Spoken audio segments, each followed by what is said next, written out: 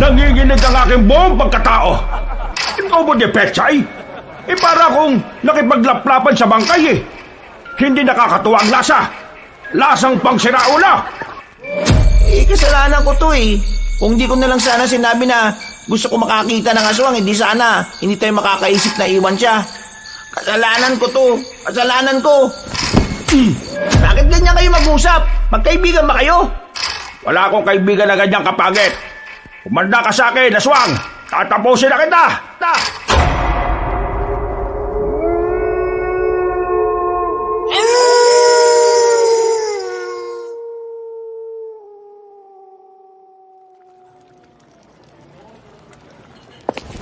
Bilisan mo naman magpakulo.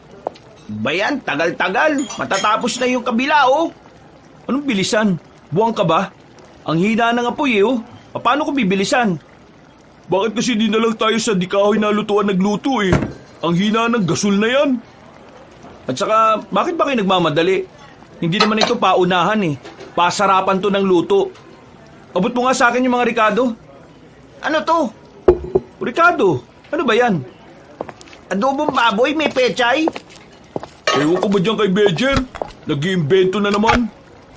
Masyado ng gasgas mga adobong nakikita natin dito. Kaya ito, gumawa ako ng trademark natin. Adobong baboy de pechay. Sira ulo ang putik. Ano magiging lasa niyan? Lasang adobong nilaga na sinigang? Wala naman akong ilalagay na pampaasim eh. Pinagsasasabi mong sinigang. Akin na nga. Diyos kong bagal. Wala akong nagawa eh. Sabi niya susubukan niya raw na adobong may pechay eh. Ay naku, hayaan na nga natin yung siraulong yan. Hoy, kapag tayo nanalo, makikinabang din naman kayo eh. Kaya suportahan niyo na lang ako. Tayo? Mananalo sa ganyan? Ewan ko sa'yo. Nasa kalagitnaan ng isang kompetisyon ng pasarapan ng lutong adobo ang tatlong binata. Ang kompetisyon na ito ay tradisyonal sa kanilang lugar. Ginaganap ito taon-taon bilang parte ng pagdiriwang ng 7 araw na pista sa kanilang lugar. 5 beses nang sumali ang tatlong binata sa kompetisyon na yon pero ni minsan hindi sila nanalo. Masyado kasing magagaling ang matatandang nakakaharap nila sa pagluluto. Habang sila, paiba-iba ng lasa kada taon. Nang matapos na nila ang kanilang adobo, agad na tumungo ang tatlo sa bakuran ng barangay kung saan naroon ang mahabang lamesa. Nakalatag na rin doon ang ibang mga adobong luto ng mga kalaban nila. Paglapag pa lang nila ng kanilang dalang mangkok, nilapitan na sila ng matandang si Mamben. Isa itong kilalang kusinero sa bayan na siyang huhusga sa lahat ng kanilang luto. Ano ito? Bakit ako nakakakita ng pechay na tila umikitit bumabati sa akin? At ang sabi ng pechay eh, Mang Ben, kilalanin mo ako bilang bagong sangkap ng adobo. Ako ang pechay, ang gulay na nagbibigay kulay sa ating masalimuot na buhay. Naintindihan ko po kung naninibago kayo sa inihain namin. Pero saka nyo na po husgahan sana kapag natikman nyo na. Naninibago talaga kami kasi taon-taon may bago kang hinahalo sa adobo eh. Nung unang taon sa pagsali mo, nilagyan mo ng mangga ang adobo. Maintindihan ko pa kung pinya eh. Pero nagtaka ako, saan mo nakuha yung ideya ng mangga? Sa pangalawang taon, nilagyan mo yung adobo ng singkamas. Medyo ayos lang kasi hindi naman nakaka-apekto ang singkamas sa lasa ng adobo eh. Sa madaling salita, walang kwenta ang singkamas. Kaya bakit nilagay mo pa? Tapos sa pangatlong taon, salip na toyo ang ihalo mo sa adobo, dugo ng baboy ang hinalo mo at nilagyan mo lang ng maraming asin. Kaya nang maluto na, nagbukas ang dinuguan na maalat. Tapos sa pang-4 na taon naman, nilagyan mo yung adobo ng kinadkad na nyog. Akala mo ba kahit nangingibabaw ang toyo hindi mo mapapansin ang tila makapal na himla ng nyog na nagtatago sa mga karne? Hindi ako bulag, no? Nakita ko yon. At noong mga sandaling yun napayak na lang talaga ako Ang sabi ko, sa wakas, nakatikim na rin ako ng adobong buko salad. Sira ulo ka ba talaga? Nagsalad ka sa adobo? At sa pang-5 taon ng pagsali nyo? Hindi ko ito makakalimutan. Buong buhay ko itong dadalhin. Alam mo ba kung bakit? Kasi Hindi ako makapaniwala na may isang nilalang sa mundong ito na may kakayahan na haluan at gawing toyo ang alak. Gumawa ka ng adobong alak. Alam mo, sobrang sarap eh. Sobrang sarap mong sapakin. Dahil sa ginawa mo. Muntikan na akong malasing sa galit eh. Sa halip na toyo, pinagsabaw mo yung alak at dinaluan mo pa naman ng maraming asin. Anong klaseng utak meron ka? Tapos ngayon eto, pechay? Hampasin kaya kita ng pechay ni Aling Pureng. Ha?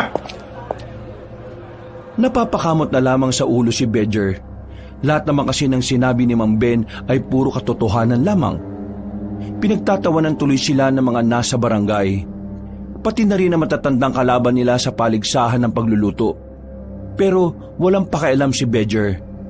Sa kanyang paniniwala, ang mga taong palaging sumusubok ng bago ay ang mga taong may malaking tsansa na magbago rin ang buhay. Dagdag niya pa, ang mga taong ayaw sa pagbabago ay ang mga taong takot harapin ang tunay na hamon ng buhay. Makalipas ang ilang sandali, natapos na rin ang lahat ng contestant sa pagluluto. Nakalatag na ang halos 10 mangkok sa mahabang lamesa. Si Bedger lang ang tanging lalaki at mas nakababata. Lahat ng kalaban niya ay mga senior citizen na. Matatandang tipong sa pagluluto na kumulubot ang muka. Yung mga tingin sa kanya ng mga kalaban niya, para siyang lalamunin ng buhay. Parang nang iinsulto, tila minamaliit ang luto niyang adobo. Pre, sigurado bang may palag tong adobo natin? Tingnan mo yung sa kanila oh. Yung adobo nila parang ihahain sa hari eh. Itong adobo natin, parang sa aso't pusa lang eh. At saka pre, tingnan mo oh. Unang tingin pa lang ang sarap ng tikman. Eh yung atin, parang ang sarap sapakin nung nagluto. Alam niyo kayo, para kayong mga timang no? Sa halip na suportahan niyo yung gawa natin, kayo pa mismo yung unang nanlalait eh. Eh kasi naman pre, bakit ba hindi ka nalang magluto ng pangkaraniwang adobo? Hindi naman yan experiment eh. Lagi ka nalang may pauso. Tingnan mo Bedger oh, tayo lang yung pinagtatawanan dito eh. Pabayaan mo sila. Ayaw lang kasi nila ng pagbabago. Eh ano naman kinalaman ng pagbabago rito? Ang pagbabago, dapat sinisimulan natin sa maliliit na bagay. Ang paraan ko ng pagbabago sinisimulan ko sa adobo. Pagbabago para sa tradisyon ng mga adobo. Gawing normal ang paglalagay ng mga bagong sangkap. Ewan ko sa'yo, sira ulo. Hindi nagtagal ay nagsimula ng tikman ni Mang Ben ang mga luto. Kada titikman ni Mang Ben ng ibang adobo, para itong mababaliw sa sarap. Naluluha pa sa sobrang saya. Namumula mukha nito sa sobrang kilig. Pero nang tumapat na ito sa adobo nila Bedger, biglang nawala ang ngiti nito. Sumeryoso ang buong paligid. Pabalik-balik ang tingin ni Mang Ben kay Bedger at sa adobong gawa ng binata. Hindi ko alam pero pakiramdam ko sisirain dito ang katinuan ko ngayong araw eh. Pero dahil isa akong tagasunod ng sining ng pagluluto, handa kong igalang anuman ang resulta ng niluto mo. Ang hiling ko lang, ito sana ay gabayan ng Panginoon. Ang iyong adobo ay maging modelo ng kabataan. Mang Ben, adobo lang yan. Hindi yan parte ng pagkatao ko o ng iba pa. Ang dami niyong drama eh. Tikman nyo na kaya nang malaman nyo na yung pakiramdam na makalimot ng pangalan sa sobrang sarap. Eh kapag hindi ito masarap, ikaw ang kakalimutan ko. Nang hawakan na ni Mang Ben ng kutsara, nagsimula ng kumabog ang dibdib ni Bedger. Si Ingo at Franco naman ay napapayuko na lamang dahil sa hiya. Nang sumandok na si Mang Ben ng adobo, tila bumagal ang paligid. At tila ang tanging naririnig ni Bedger nung mga sandaling yon ay walang iba kundi ang tibok ng kanyang puso. Pero sa kabila ng kaba na nararamdaman, nasasabik siya kung ano ang magiging reaksyon ng huradong si Mang Ben. Kampante siya na ang adobo niyang yon ay ang mangingibabaw sa lahat. Hindi siya maaaring magkamali. Yun na ang pinakamasarap na adobong ginawa niya. Habang papalapit na ang kutsara sa bibig ni Mang Ben, nanlalaki ang mata ng mga naroon na parabang doon nakasalalay ang mood ng lahat. na parabang ang lasa ng adobo ni Bedger ang magliligtas sa sanlibutan. Nang matikman na ni Mang Ben ang adobo na niluto ni Bedger, sumilay ang malapad ng ngiti ng matandang lalaki. Napangiti na lang din si Bedger. Tila nagkaroon din ng pag-asa sa mukha ni Franco at Ingo, habang ang iba namang kasali sa kompetisyon ay kinakabahan. Aba, ngayon lang ako na nakatikim ng ganitong adobo ah. Sabi ko sa inyo magugustuhan niyo yung adobo ko. Ang tawag ko dyan ay adobo di pechay. Para kung dinilaan ng paa ni Satanas. Para kung humalik sa impyerno. Nanunot ang inis, galit at pagkamuhi. Nanginginig ang kalamlan ko. Nanginginig ang aking buong pagkatao. Adobo di pechay? Para kung nakipaglaplapan sa bangkay Hindi nakakatuwa ang lasa. Lasang pang siraulo. Nawala ang ngiti ni Bedger nang sabihin niyo ni Mang Ben. Buong akala kasi nila ay nagustuhan ng huradong si Ben ang luto niyang adobo. Tila gumuho ang kanilang mundo.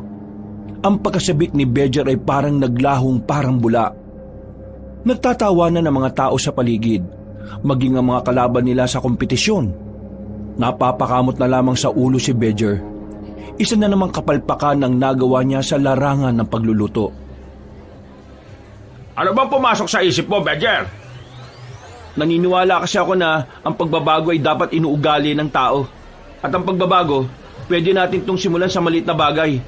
Pwedeng simulan sa Bedger, ang pagbabago ay hindi ginagawa sa lahat ng bagay at hindi ginagawa sa lahat ng sitwasyon. May mga parte lang ng buhay ng tao kung saan kailangan natin ng pagbabago.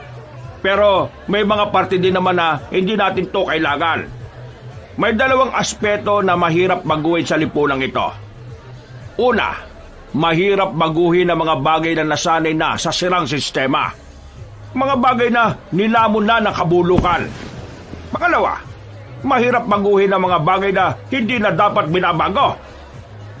Mga bagay na hindi na dapat binabago? Bakit mo kailangan baguhin ang isang bagay na wala namang problema? Kagaya na lang ng adobo na ginagawa natin. Kung iisipin mo iba-iba ang bersyon ng adobo na nakahain dito. Pero iisa pa rin ang diwa nito. Masarap. Hindi nila binago. Bagkos, dinagdagan lang nila ito. Kumbaga sa tao character development ang tawag nila dito. Na-develop mo ang bagong kakayahan at personalidad na makakatulong sa pag-usbong mo bilang tao. Ganon din sa niluluto natin. Mananatili ang orihinal at tradisyonal. Pero maaari natin silang paunlarin. Kitam? Hindi natin sila binabago. Pinapaunlad lang natin sila. Pero ang ginagawa mo, binabago mo ang adobo. Gumagawa ka ng sarili mong bersyon na kung saan binubura mo na ang tunay na pagkakakilanlan ng adobo. Tandaan mo, Bedger, ang pagbabago na bumubura sa pinagmulan ay kapatid ng paglimot sa pinag-ugatan. Magbago ka ng pananaw, Bedger, pero hindi mo kailangan baguhin kung sino ka dahil walang mali sa'yo. Nasa pananaw mo lang sa buhay. Napapatango na lang ang ibang mga matatanda na naroon. Kahit ang kapitan ng barangay ay sumang-ayon sa sinabi ni Mang Ben. Samantala, nakaramdam naman ng tuwa si Bedger. Sa halip kasi na mapahiya na naman dahil sa adobo niya, meron pa siyang natutunan. Kaya hindi kita mapapatawad sa pagyurak sa imahe ng adobo. Hindi mo ba alam na ang adobo ay ang pinakakilalang pagkain ng mga Pilipino? Isa kang lapastangan na lagyan ng pechay ang adobo. Napapakamot na lamang si Bedger ng mga sandaling yun. Nang matapos na ang kompetisyon, lumabas na rin ang resulta. Kagaya ng mga nakaraang taon, huli na naman sa listahan ng adobo di pechay ni Bedger. Bagsak ang kanilang balikat nang bumalik na sila ng bahay. Pre, di naman kasi lasang adobo yung niluto mo Ang pait. Masyadong kumatas yung pechay. Bakit ba kasi hinaluan mo pa ng pechay Kasusunod, pre. Huwag ka na lang sumali kung maglalagay ka na naman ng kung ano-ano sa adobo. Sasali pa rin ako. Lalo na ngayon. Alam ko na ang tunay na kahulugan ng pagbabago. Ay nako, bahala ka nga. Basta kami mga kaibigan mo nandito lang. Susuportahan ka namin kahit na ano pang ihalo mo. Baka sa susunod, haluan mo naman ng isang buko yung adobo, ha? Hindi na talaga kita mapapatawad. O baka mamaya lagyan mo pa ng ampalaya. Maraming salamat sa inyo mga pare, ha. Ilang oras ang nakalipas, sumapit na rin ang kinagabihan. Habang nagpapatunaw ng kinain sa tapat ng kanilang bakuran, biglang dumating ang matandang si Ben. Nagkatinginan silang tatlo. Matagal naman na nilang kilala si Mang Ben. Kaibigan ito ng mga magulang nila. Kaya kahit na papaano, meron din silang pinagsamahan. Kaya nga lang, hindi naman sila close sa isa't isa. Ang tingin lang nila sa matandang lalaki ay kilalang manluluto sa kanilang baryo. Oh, Mang Ben, napadaan yata kayo. Bakit po? Hindi niyo ba ako papapasukin?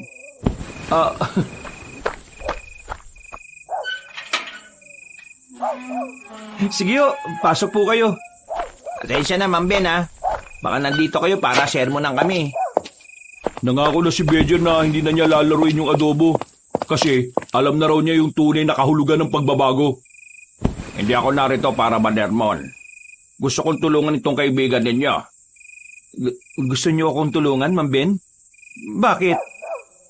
May potensyal ka. Ako? May potensyal? Puro nga ako talo palagi. Ang pagiging mahusay na manluluto ay hindi naman binabase sa kung gaano karaming tropeyo ang natatanggap sa mga paligsahan. Para mas maging mahusay ka manluluto, kailangan mo maintindihan ang pinakadiwa ng pagluluto. Sa pagdanais mong magkaroon ng pagbabago sa adobo, napagtanto ko na ang utak mo bilang kusinero ay malawak. Nagawa mong bigyan ng kahulugan ng pagbabago sa sarili mong paraan na may koneksyon sa pagluluto. Kahit na mali, pero nakita ko ang pagmamahal mo sa pagluluto. Nakita kong kaya mong mas bigyang buhay ang larangan ng pagluluto. Kaya naman, naisip ko na tulungan ka. Tutulungan niyo ako na maging magaling sa pagluluto? Hindi. Ha? Tutulungan kitang makilala ang sarili mong estilo sa pagluluto. At para magawa mo yon, kailangan mo ng mga bagong sangkap. Nang sa ganun mas maging angat sa iba ang bersyon mo ng adobo. Meron pang huling kompetisyon sa huling araw ng pista. Sumali ka ulit. Saan ko naman mabibili yung mga bagong sangkap na sinasabi nyo? At anong mga sangkap yun?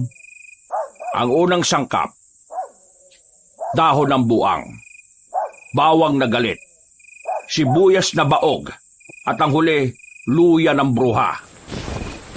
Ano ho? Seryoso ba kayo sa mga sangkap na yan? Dahong buang? Bawang na galit? Sibuyas na baog? Ang putik. Nireregla din ba yung sibuyas na yan?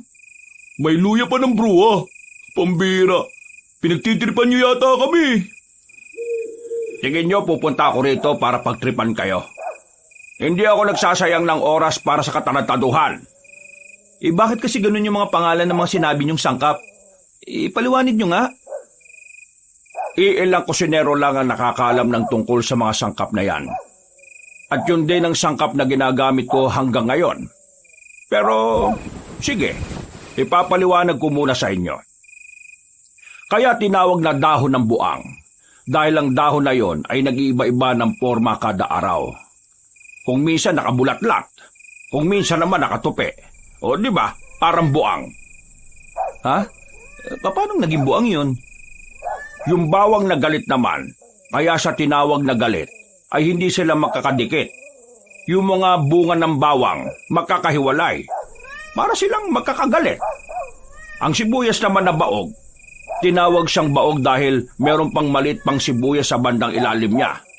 Bale, isang malaking sibuyas. Tapos, may maliit na sibuyas na nakadikit sa kanya.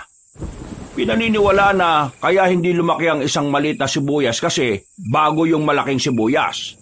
Yung luya naman na bruha, narinig ko lang na gano'n ang tawag doon ng ibang kusinero. Parang yung unang nakatuklas kasi noon parang bruha. Ho? Seryoso kayo talaga dyan? Kung ayaw niyong maniwala ay bahala kayo. Uwi na nga lang ako. Teka, hindi. Naniniwala naman ako eh. Anong kailangan namin gawin? Saan mabibili yan?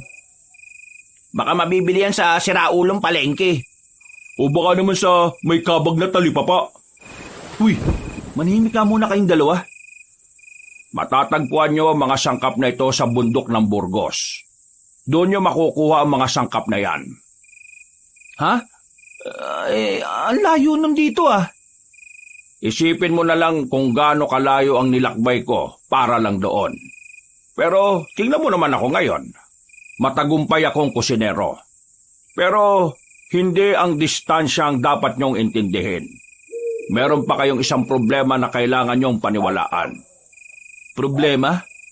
Ano naman? Hindi pa nga nagsisimula, problema na kaagad. Hindi basta-basta ang pagkuha sa mga sangkap na sinabi ko. Dahil sa bundok na yon, may mga aswang na gumagala. Sila ang nagbabantay sa kagubatan. Madalas silang namamataan doon. Kaya naman, hindi magiging madali ang pagkuha nyo sa mga sangkap. Kailangan nyong mag-ingat. Mga aswang? Teka, pambihira naman. Bakit naman may mga aswang pa? Matagal na silang naroon. Hindi ko rin naman alam kung bakit may mga aswang doon. Ang alam ko lang, delikado ang pagpunta ron. Pero kung gusto mo talaga ng masasarap na sangkap, kailangan mong kayanin ang mga pagsubok na kakaharapin mo sa pagpunta mo roon. Aswang? Nakakatakot ang mga yan. Bakit? May alam ka ba sa mga aswang? Ang isa kong tiyuhin, yung nakwento ko sa inyo nung na laging umaalis ng bahay nung bata pa ako. Ang kwento-kwento sa pamilya namin, napas lang siya ng mga aswang nung naghahanap siya ng bayawak sa gubat. Kung ganun, delikado talaga ang mga aswang. Paano naman natin matatalo yung mga yun? Nako, para makuha ang sangkap, kailangan natin silang patayin eh. Ma'am Ben, paano mo sila natalo? Hindi ko sila natalo. Nakaiwas lang ako sa kanila. Maswerte ka pala dahil nakaiwas ka sa kanila. Pero, meron na bang namatay doon? Hindi naman sa tinatakot ko kayo Pero, oo, meron nang namatay ron. Hindi ko alam kung ilan. Basta meron na. Kung ganyan naman pala kadelikado yan, huwag na natin puntahan. Baka mamaya mamatay pa tayo riyan Pababangis pa naman ang mga aswang na yan. Sige, ganito na lang. Ako na lang magpupunta ng mag-isa. Mas delikado kung wala kang kasama, Bedger. Nababaliw ka na ba? Gusto mo bang mamatay ng maaga? Hindi ka pa nga nagkakasyota tapos mamamatay ka na. Gustong-gusto ko makabawi sa huling paligsahan ng pagluluto. At kung yun lang ang tanging paraan para manalo ko, gagawin ko. Si Ma'am Ben lang din naman yata ang hurado dun Pakiusapan mo na lang. Hindi ako hurado doon. Isa pa, hindi ako napapakiusapan. Kapag pangit ang lasa ng niluto mo, pangit talaga. Pero pre, seryoso ka ba? Kung ang sinasabi nitong si Ma'am Ben na maraming ang aswang doon, di ibig sabihin, malabo mong makuha yun ng mag-isa ka lang. Malamang, mag-isa lang. Hindi nyo naman kasi sasamahan Tinapik na lamang ni Ma'am Ben ang balikat ni Bedger. Ngumiti ito ng malapad sa binata.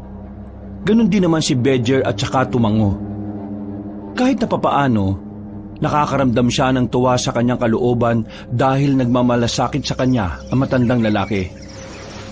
Tutuloy ka ba talaga? Oo. Pangarap kong manalo sa kompetisyon, pre. Ayos lang sa akin kung hindi niyo ako sasamahan. Magdadala na lang siguro ako ng mga armas para sakaling may aswang nga makakalaban naman ako. Sige. Samahan na lang kita. Ha? Seryoso ka, Ingo? Sasama ka? Dalawa na kayo mamamatay niyan. 3 na tayong mamamatay kung sasama ka rin. Ayoko nga. Meron pa akong pangarap sa buhay, no? Ayoko muna mamatay dyan. Basta ako, sasamahan ko na lang tong tropa natin. Hindi mo naman kailangan sumama kung napipilitan ka lang, Ingo. Hindi ako napipilitan, pre. Gusto ko rin makakita ng aswang, kaya gusto kong sumama. Ha? Bakit interesado ka sa aswang? Hindi ko alam. Bigla na lang ako naging interesado eh. Tumango na lamang si Badger. Lumipas sa mga araw. Nilibang na lang muna nila ang sarili. Unang araw kasi ng pista sa kanila kaya sobrang dami pang ganap. Nagtungo sila sa mga palaro sa bandang barangay. Nakisali sila sa mga yon. Pero maya-maya lang ay nabagot na rin si Badger. Nagpaalam na muna siya sa dalawa. Umuwi siya ng kanilang bahay. Pagpasok niya sa silid, kinuha agad niya ang larawan na nakadikit sa dingding. Naroon sa larawan na yon ng kanyang ama at ina. Napapangiti na lang siya. Hindi na kasi niya alam kung ano ang nangyayari sa mga yon. Nasa elementarya pa lang kasi siya nang umalis ang kanyang mga magulang. Ang kanyang ina ay nagpunta ng Maynila para magtrabaho. Pero kalaunan ay nagkaroon ng bagong pamilya. Ang kanyang ina naman ay nasa ibang bansa. Pero mula noon ay wala na rin siyang nabalitaan tungkol doon. Kahit si Mambe na matagal ng kaibigan ng mga magulang niya ay wala ring alam. Ilang pista na ang dumaan pero wala pa rin kayo. Hindi ko alam kung kailan ko kayo makakasama ulit. Pero maghihintay pa rin ako. Humiga na lamang siya. Hindi niya inakalang makakatulog siya nung hapon na yon. Paggising niya ay madilim na ang paligid. Bumangon siya. Binuksan niya ang bintana. Pagtanong niya sa labas, maingay pa rin ang paligid. Bawat bakuran ay may mga nagdiriwang. Paglabas niya pa lang ng bahay, tinawag na siya ni Franco. Medyo nakainom na ang binata, pero hindi pa naman ito lasing na lasing. Pre! Oh, walang ya. Lasing ka na yata eh. Hindi ako lasing. Singgo ang lasing. Oy, bakit? Nasaan ba Singgo? Tulog na? Sabi ng mga kainuman namin kanina, pupunta raw ng gubat. Akala ng mga kainuman namin, nagbibiro lang Singgo eh. Eh ano naman ang gagawin niya sa gubat? Maghahanap daw ng aswang. Ano? Sira ulo. Hindi naman aswang ang inaalala ko, pre. Ang inaalala ko, baka naman matuklaw ng ahas sa gubat yon. O baka mabagok. Lasing na yun, pre. Gegewang-gewang na maglakad. Kung ano-ano na nga rin na sinasabi. Crush niya raw si Aling Pepang. Sira ulo talaga. Ituro mo nga sa akin saan siya dumaan. Tara. Hindi ko nga alam. Libutin na lang natin. Kahit nakagigising pa lang, hinanap na agad nila ang kanilang kaibigan. Pinagtatatanong nila ang mga nakakasalubong na nakakakilala kay Ingo. Pero ang sabi lang ng mga yon ay dumiretso. Ilang minuto pa ang nakalipas, nakarating na rin sila sa gubat. Sigaw sila ng sigaw ng pangalan ni Ingo pero wala namang tumutugon sa kanila. Habang tumatagal, papalayo na sila ng papalayo sa kanilang baryo. Kaya naman naisipan na rin nilang tumigil na. Hindi na nila kasi alam kung saan na patungo ang direksyon na tinatahak nila. Mabuti pa bumalik na lang tayo. Paano si Ingo? Kung gegewang-gewang na siyang maglakad, baka nandyan lang yan. Hindi na yun aabot dito sa gubat. Naku, nasaan na kaya yung tukmol na yun? Hayaan mo na, tara na. Sinimulan na nilang maglakad, pero napatigil sila nang may marinig silang kaluskos. Marahan silang naglakad palapit sa naririnig nila. Mas lalo silang kinabahan na makarinig na sila ng angil. Kumuha na sila ng bato.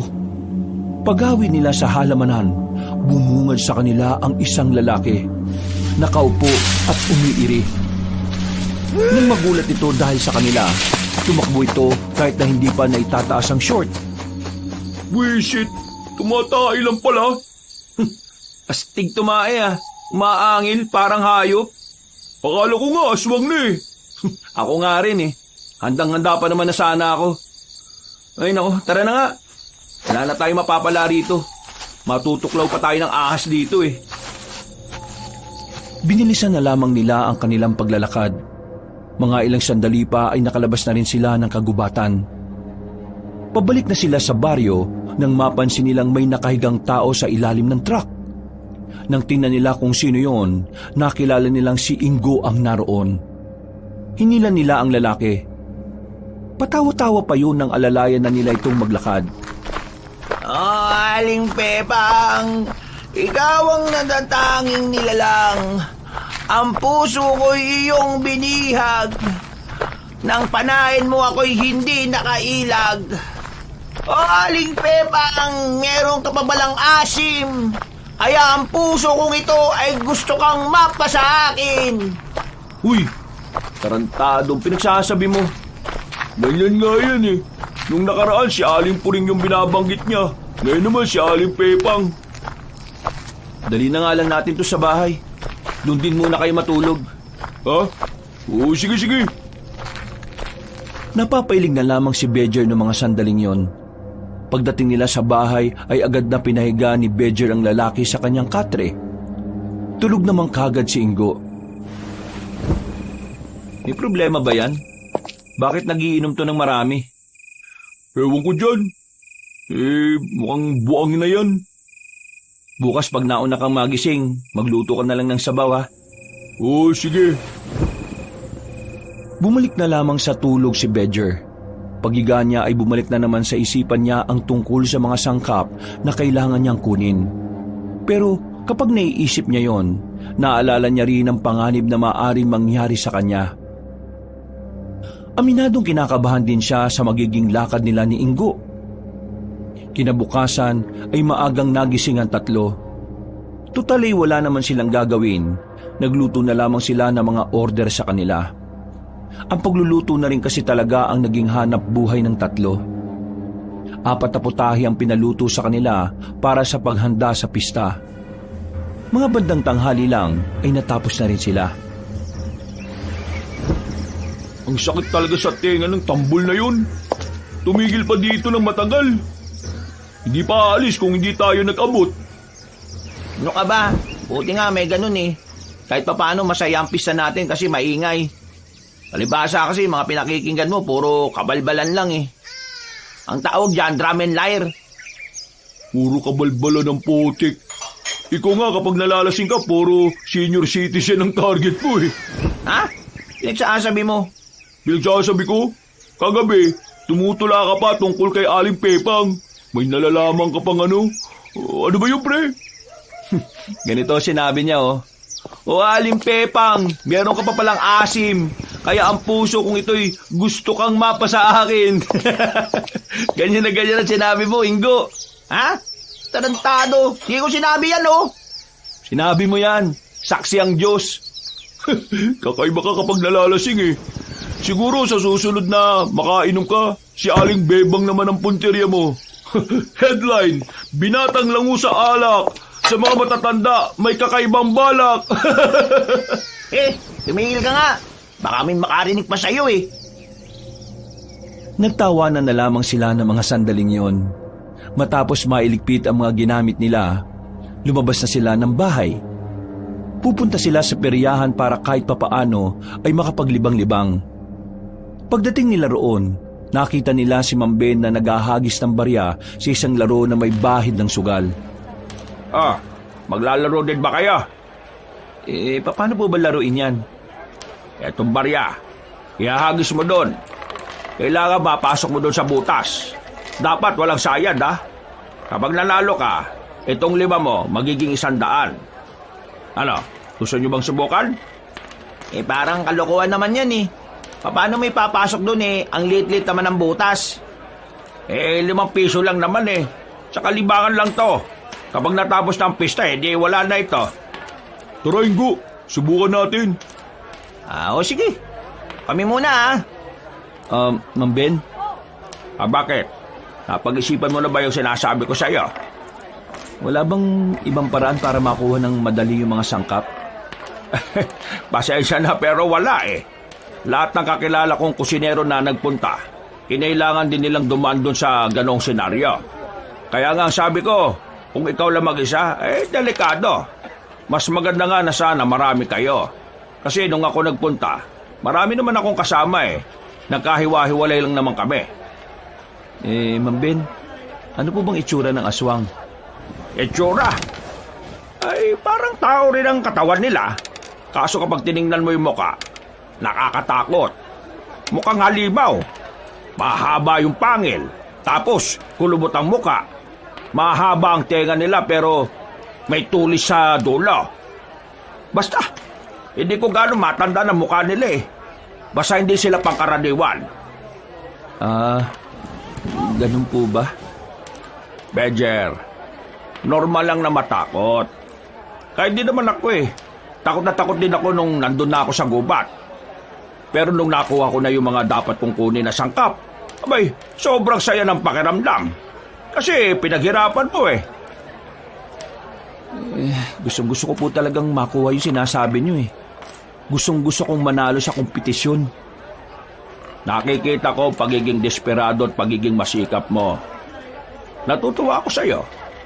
Kaya huwag ka mag-alala. Bago kayo umalis ni Ingo, meron akong ibibigay sa inyo. Po? Ano po yun? Gamit na pwede niyong gawing armas sakaling mapalabang kayo sa mga aswang. Napatango na lamang si Badger. Matapos sila makipaglaro sa perya ay sumama na sila sa bahay ni Mang Ingo. Naghintay lamang sila sa bakuran. Maya-maya pa, lumabas na rin ang matandang lalaki. May dala-dala na yung baul na medyo may kalakihan kaya kailangang tulungan ni Franco. Narito yung sandata at armas na dinala ko nung pumunta ako ron. Hindi ko naman talaga sila nagamit eh, pero baka kailanganin nyo. Buksan mo, Badger. Aba, mga itak ito ah. Tapos, isang revolver. Ano tong mga kwintas na to? Sabi nung pinagbilang ko, pangontra daw yan. Pero hindi naman yata effective yan eh. Dalhin mo na rin. Malay nyo, effective pala. Pre, ako na lang gagamit nitong revolver.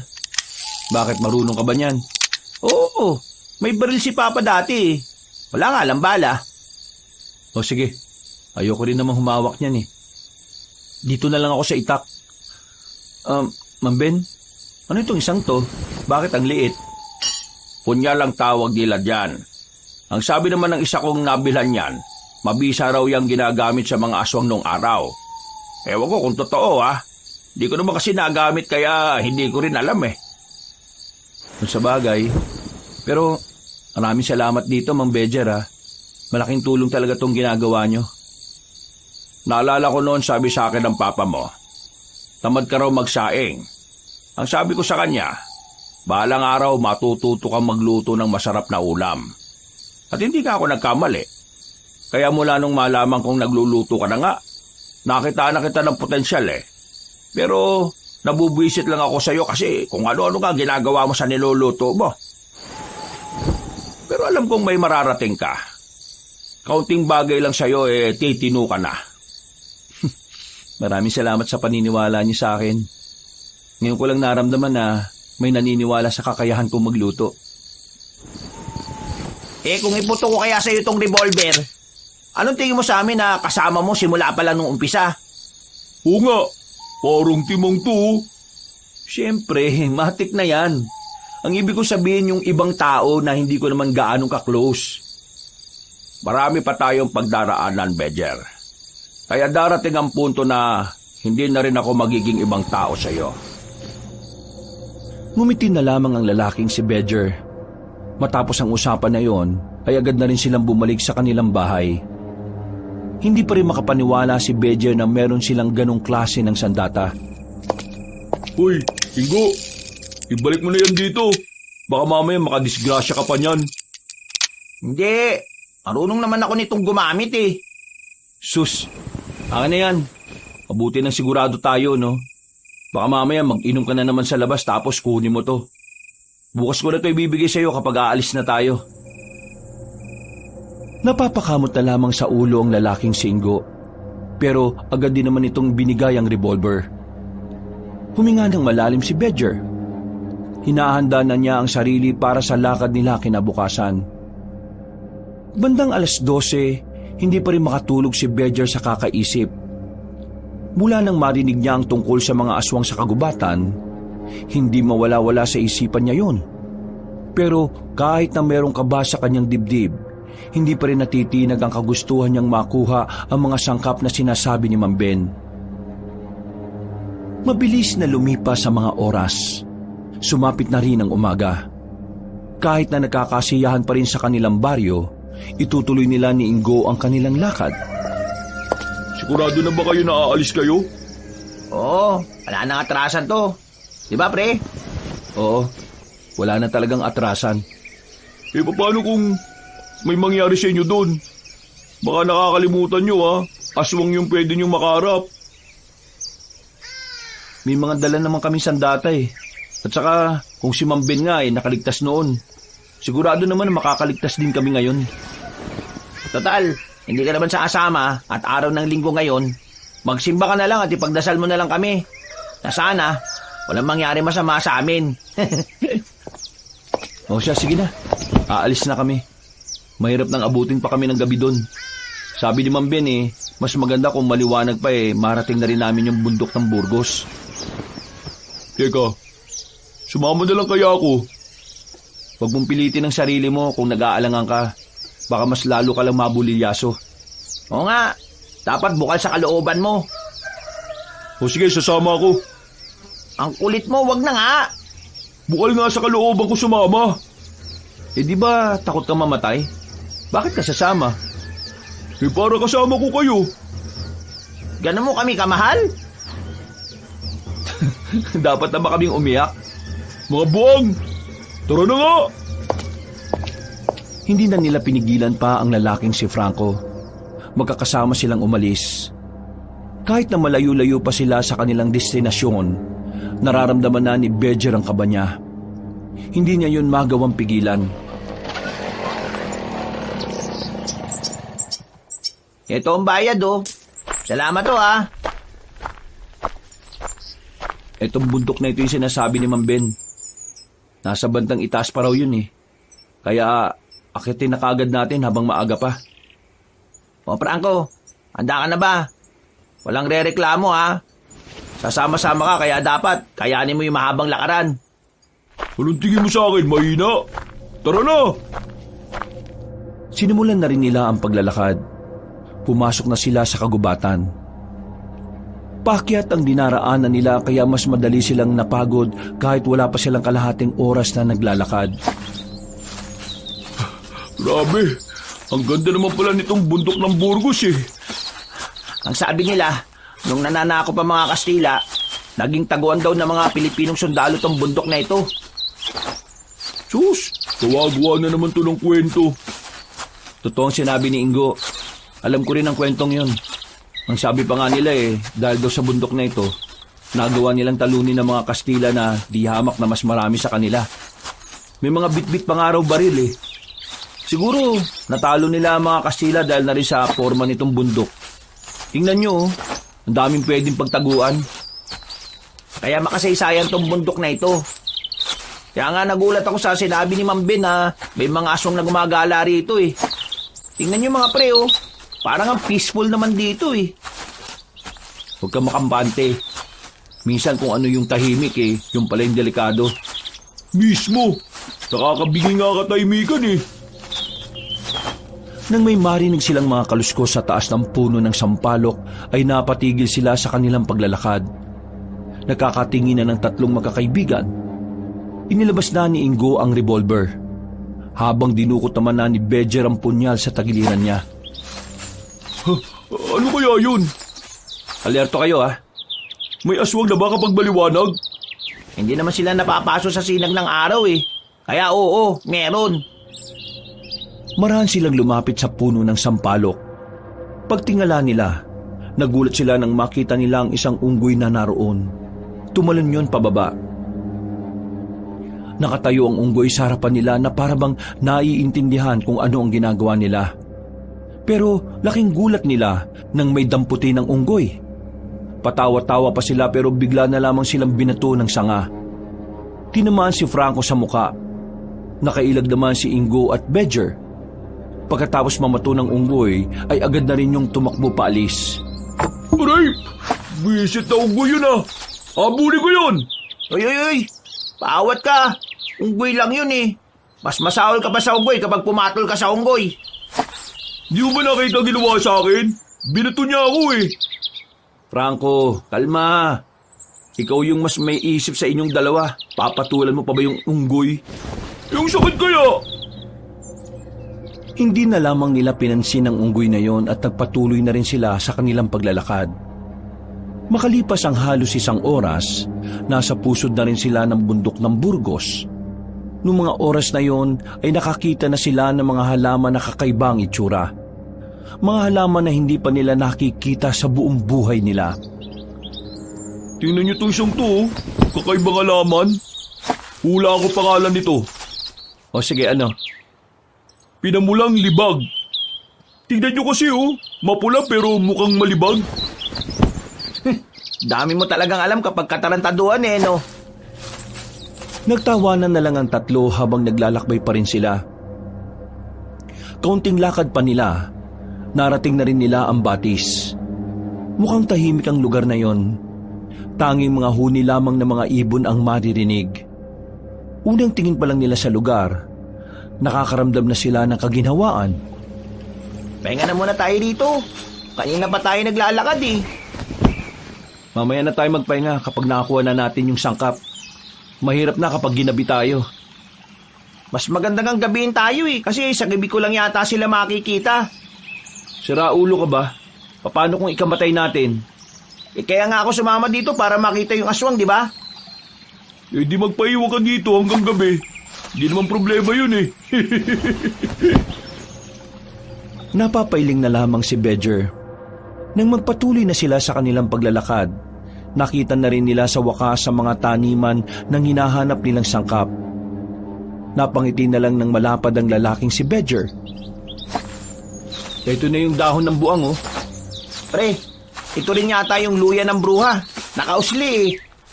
Nandito naman yung bawang na galit at sibuyas na baog. Ito na nga. Siguradong mananalo na ako sa huling patimpalak ng pagluluto natin. Oh, nakuha na natin ang gusto mo.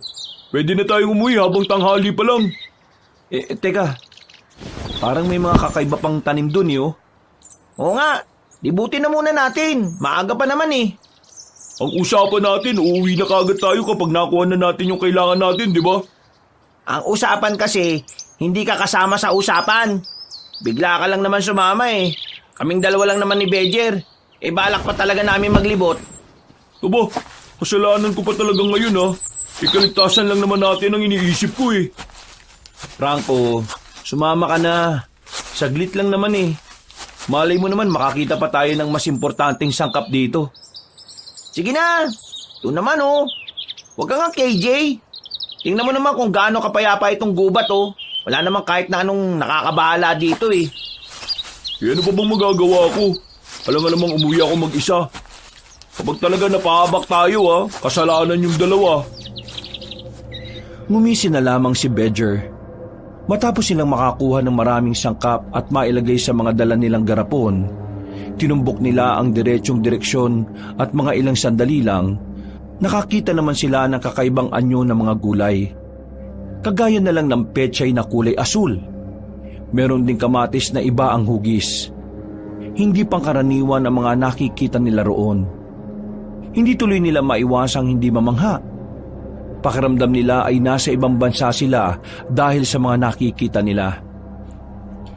Pipitas na sana sila roon, pero bigla na lang silang nakarinig ng mga ingay na hindi naman nila alam kung saan nagmumula. Tumingin-tingin sila sa paligid, pero wala naman silang nakitang naroon. Tanging sila lang ang nasa parting yon ng mga oras na yon. Rinig niyo yun? Oo, saan kaya yun? Pakinggan niyo maigi. Parang nanggagaling sa ilalim ng lupa eh. Ha? Nanggagaling sa lupa? O teka.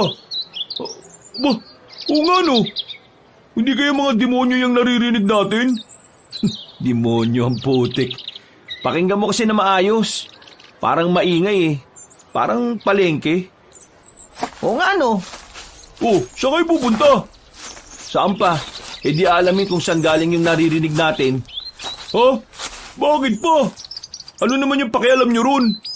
Hindi ka ba naku-curious? Curious ako pero hindi na para alamin ko yun.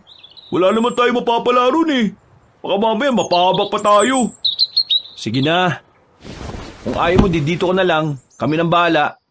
Hintayin mo kami rito. Ha? Seryoso? Iiwan niyo ako rito? Eh hindi ka rin naman sasama eh.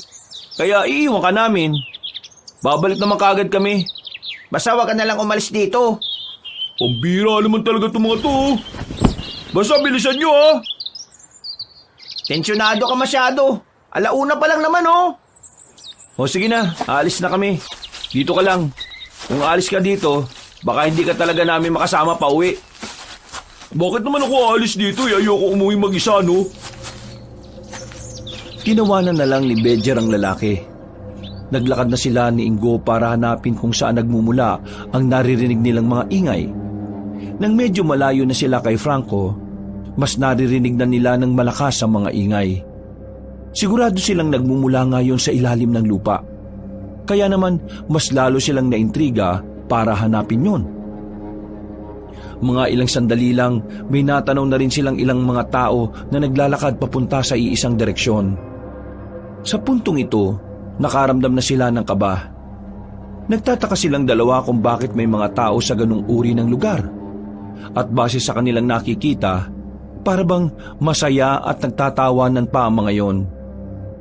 May isa pa nga silang nakitang humihimas ng tiyan. Pre, parang nanggaling sila sa kainan ah. Tingnan mo yung isa oh, mukhang busog na busog. Eh di ba, doon sila papunta? Eh dito sila galing eh. Baka nandun yung naririnig nating ingay. Eh di ba inaala natin nasa ilalim ng lupa? Baka malay natin, underground pala. Underground? Eh, pwede rin. O ano, hanapin pa natin? Oo naman. Total, hindi ko naman yata makikita yung aswang eh. Kahit yun na lang. Maingan silang naglakad at ginawa nila ang kanilang makakaya para wala makakita sa kanila. Maya-maya lang ay natanaw na rin nila na may dalawang tao na pumasok sa isang parang maliit na bangin. Nagkatinginan ng dalawang lalaki. Nalilito at nagtataka. Para masagot ang mga katanungan sa kanilang utak, nagmamadali silang lumapit doon.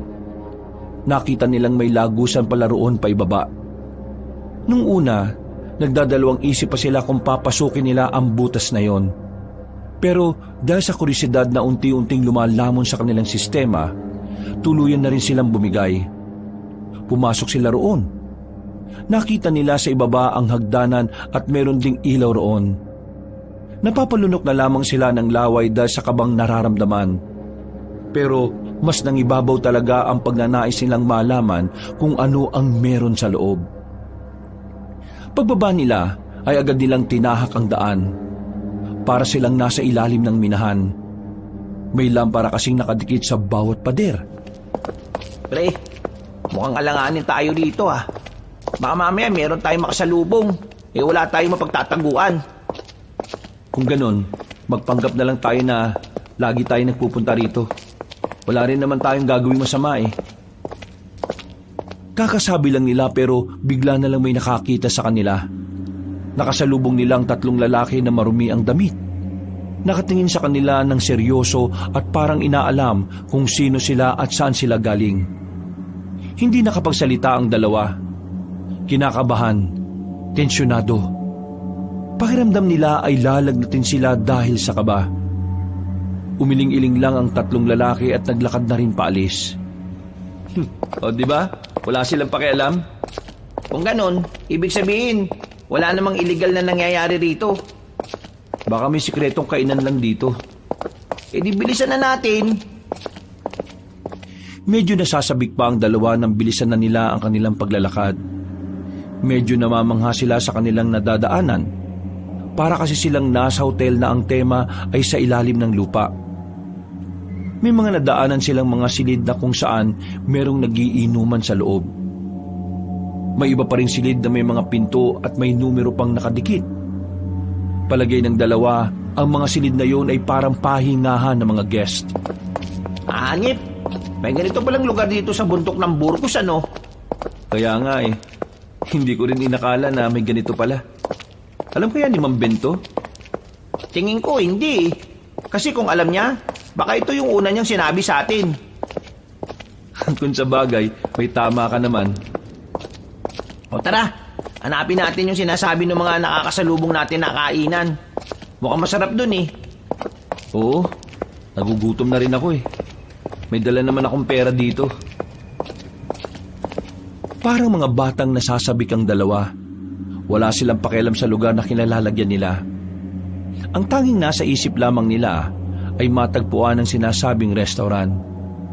Base kasi sa mga naririnig nilang usap-usapan doon, wala raw katulad ang mga pagkain doon. Isa pa, kaya gustong makarating ni Bejer doon ay dahil gusto niyang makausap ang nagluluto roon. Gusto niyang makakuha ng mga bagong taktika sa pagluluto. Hindi nagtagal, nakita na rin nila ang kainan. Maraming tao sa loob. Halos magsiksika na. Kaya hindi nila alam kung paano sila roon kakain. Papasok pa lamang sila ay hinarang na sila ng isang magandang babae. Meron pa itong apron. Kaya agad nilang naisip na baka taga-kusina ang babaeng yon. Bawal kayo sa loob. Sumunod kayo sa akin. Miss, kakain sana kami. Bakit kami bawal? Oo nga, miss.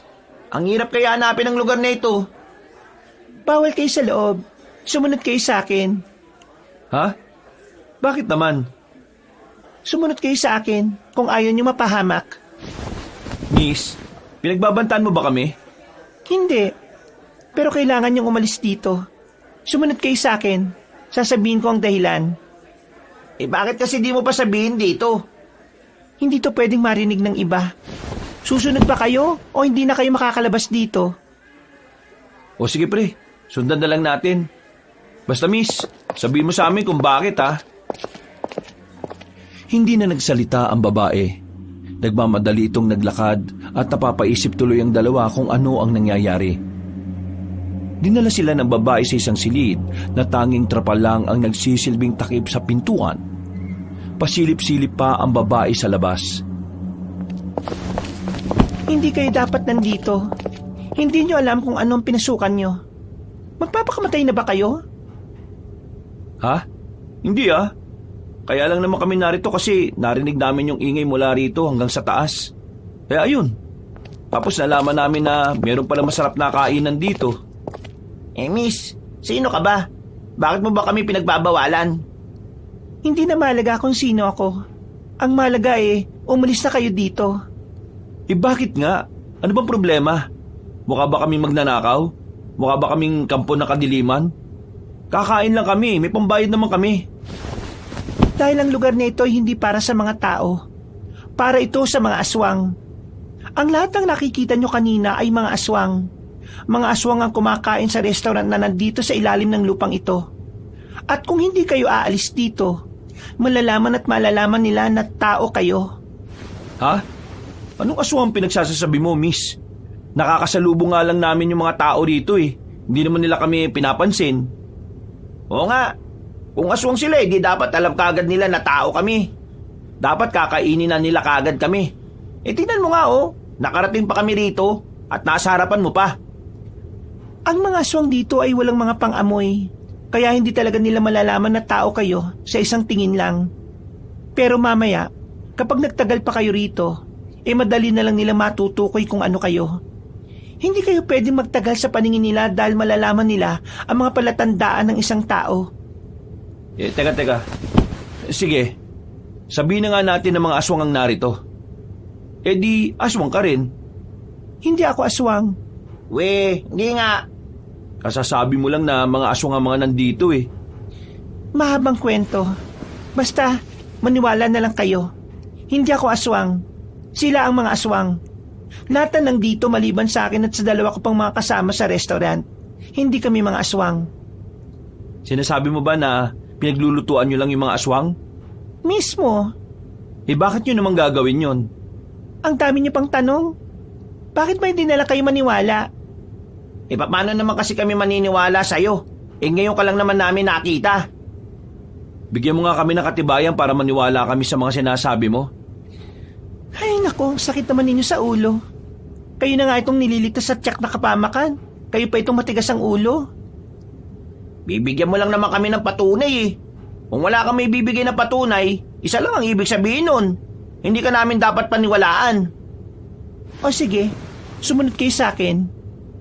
Sunod na naman? Baka mamaya ikaw pala may masamang balak sa amin, ha? Gusto niyo ng patunay sa mga sinasabi ko, di ba? Sumunod kayo kung gusto niyong malaman. Patutunayan ko sa inyo na aswang ang mga naririto. Nagkatinginan na magkaibigan. Wala silang tiwala sa babae. Pero para magkaroon na rin ng katahimikan ng kanilang utak, papatusin nila ang sinasabi sa kanila. Sinundan na naman nila ang babae. Lumabas sila sa silid na yon at nagtungo sa panibagong silid. Pero sa pagkakataong ito, mas malaki ang silid na naroon. At pagpasok pa lang nila, umaalingasaw na ang amoy. Meron silang naaamoy na talaga namang nakakapagpasakit ng kanilang ilong at ulo. Walang ya. Bakit ganito amoy rito? Parang mundo ng utot to ah. Miss, ano ba itong mga pinasukan natin? At saka, ano yung mga nakatakip? Yung mga nakatakip na yan ang nagpapatunay na totoo mga sinasabi ko. Lumapit ang babae roon. Pagtanggal ng babae ng malaking tela na nagtatakip sa mga malalaking garapon, nanlaki ang mga mata ng dalawang lalaki sa kanilang nakita. Tagaktak ang kanilang pawis dahil sa kaba. Hindi nila malaman kung ano ang kanilang mararamdaman. Hindi sila makapagsalita habang nakatingin sa mga garapon na naglalaman ng iba't ibang parte ng katawan ng tao. Teka, ano yan? Tama ba nakikita namin? Miss, seryoso to? Parang ano yan ah? Parang... Oo, katawan yan ng mga tao. Yung mga yan ay galing sa mga patay at buhay na tao. Ha? Ang mga aswang ay kumukuha ng mga patay na tao sa morgue para kunin ang mga laman loob at karne. Pero may ibang aswang na kumukuha ng buhay na tao at buhay din nilang kinakatay. Pagkatapos, dadalhin nila sa amin para iluto. Sinaulo ka rin naman pala talaga eh. Kung alam mo naman palang karne o katawan ng tao yun, bakit nyo pa niluluto? Aswang ka rin siguro ano? Sinabi ko na kanina, hindi ako aswang. At malabong maging aswang ako dahil isa akong... Lumayo ka sa amin! Siguro sinasabi mo lang ang mga to para makain mo kami, no? Kung ako magiging aswang, hindi ko kayo kakainin. Wala akong mapapala sa inyo. Mukhang hindi gumagana ang utak nyo eh. Ay, wag mo kaming ginaganyan ha. Aswang ka no? Anong gagawin mo sa amin? Ilalagay mo rin ba kami sa malalaking garapon na yan? Hindi nga ako aswang. Isa lang akong tao. Ano bang mahirap intindihin sa bagay na yon? Nandito ako para tulungan kayong makaalis dito. Kasi kung hindi kayo aalis dito, baka dito na kayo mamatay. Magiging kagaya kayo ng mga tao na ginagawa lang putahe ng mga aswang. Sagutin mo tanong namin. Kung alam niyong karne at katawan ng taong niluluto nyo, bakit nyo pa rin niluluto? Bakit pinagsisilbihan nyo mga aswang? Kung totoong tao ka lang, bakit hindi nila kayo ginagalaw o kinakain? Ano? Sumagot ka! Dahil wala kami magawa kundi sundin sila. Isang matandang babae naman ang bigla na lang lumabas mula sa gilid. Maputi na ang buhok nito. May edad na pero kahit papaano ay halata na rin naman ang pagiging malakas nito. Lumapit ito sa kanila ng may seryosong tingin. Napapikit na naman si Ingo kay Bedger. Sino naman siya? Siya si Aling Demetria. Kasamahan ko siya sa kusina. 3 kami. Yung isa wala rito, nagluluto. Siya ang tumatayong pinuno sa aming 3. Hindi kami aswang. Kami ay mga pangkaraniwang tao lang. Mga albularya na binihag na mga aswang para magsilbi sa kanila. Oo, nagsisilbi kami sa kanila bilang tagaluto nila. Hindi dahil gusto namin, kundi dahil wala na kaming magagawa kundi sumunod. Sapagkat hawak nila ang pamilya namin. Kung hindi namin sila pagsisilbihan, papaslangin nila ang pamilya namin. 2 taon na kaming narito. Hindi kami makaalis. Dahil kapag ginawa namin yon, Hindi lang kami mapapahamak. Pinili namin na dito na lang kami para kahit papaano, payapa ang buhay ng pamilya namin. Kahit bantay sarado sila ng mga aswang. Hindi talaga kayo mga aswang? Totoo ba? Tingin mo kung aswang kami, gugustuhin pa namin kayong makatakas? Malay ba namin? Ang sabi kasi nila, mapanlin lang ang mga aswang. Mali ko ba kung mga aswang kayo tapos niloloko nyo lang kami? Kailangan nyo nang umalis dito. Tutulungan namin kayo. Paano naman kami makakatulong sa inyo? Baka nga sarili namin hindi namin mailabas dito tapos tutulungan pa namin kayo. Kapag nakalabas kayo, hanapin nyo si Bentong. Siya ang makakatulong sa pamilya namin para makatakas sa poder ng mga aswang. At kapag nangyari yon, kami nang bahala rito kung paano kami tatakas. Kailangan lang naming malaman kung nasa ligtas na ba ang pamilya namin o hindi. Pambihira naman. Sino naman yung Bentong na yun? Magaling siyang magluto. Malapit lang din siya sa mga baryo-baryong magkakadikit.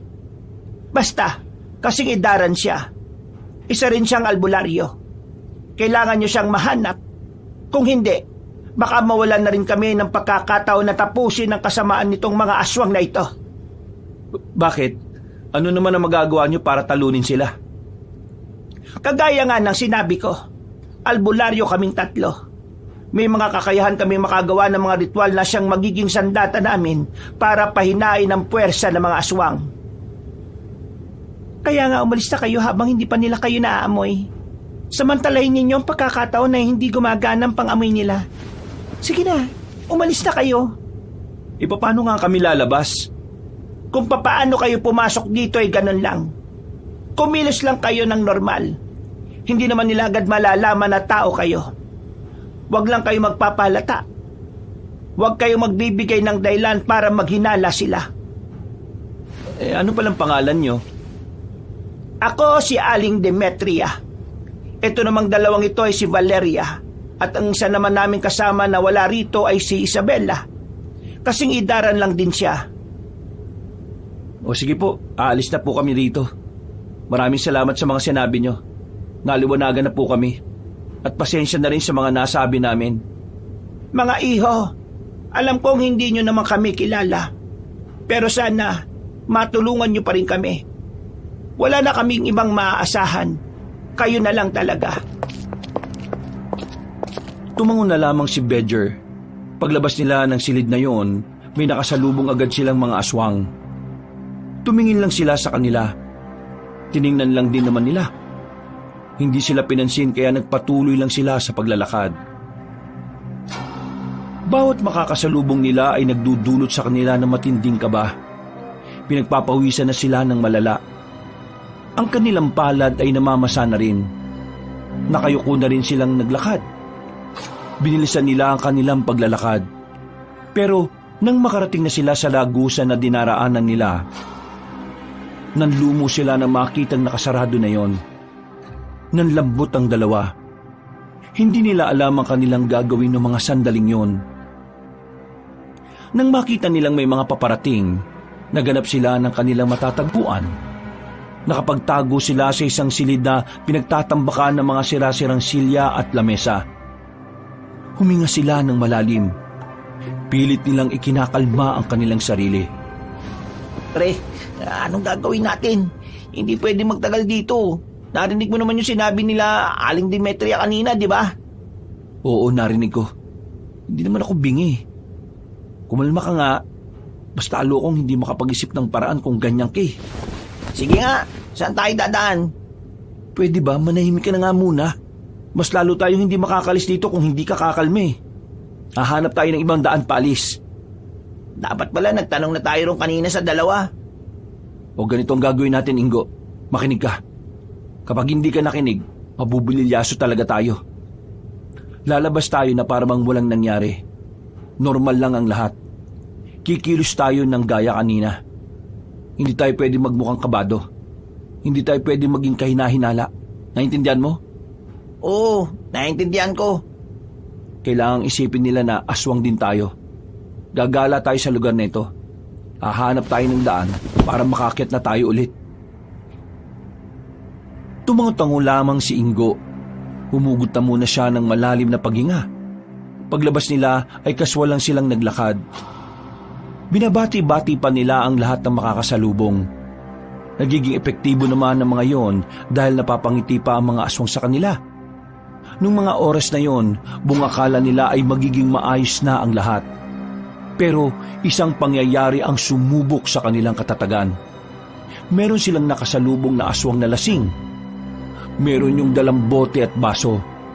Tumigil yon sa harapan nila. May mga kasama pa ito kaya hindi agad sila makadaan. Mukhang bago kayo dito ah. Sino kayo? Anong pangalan niya?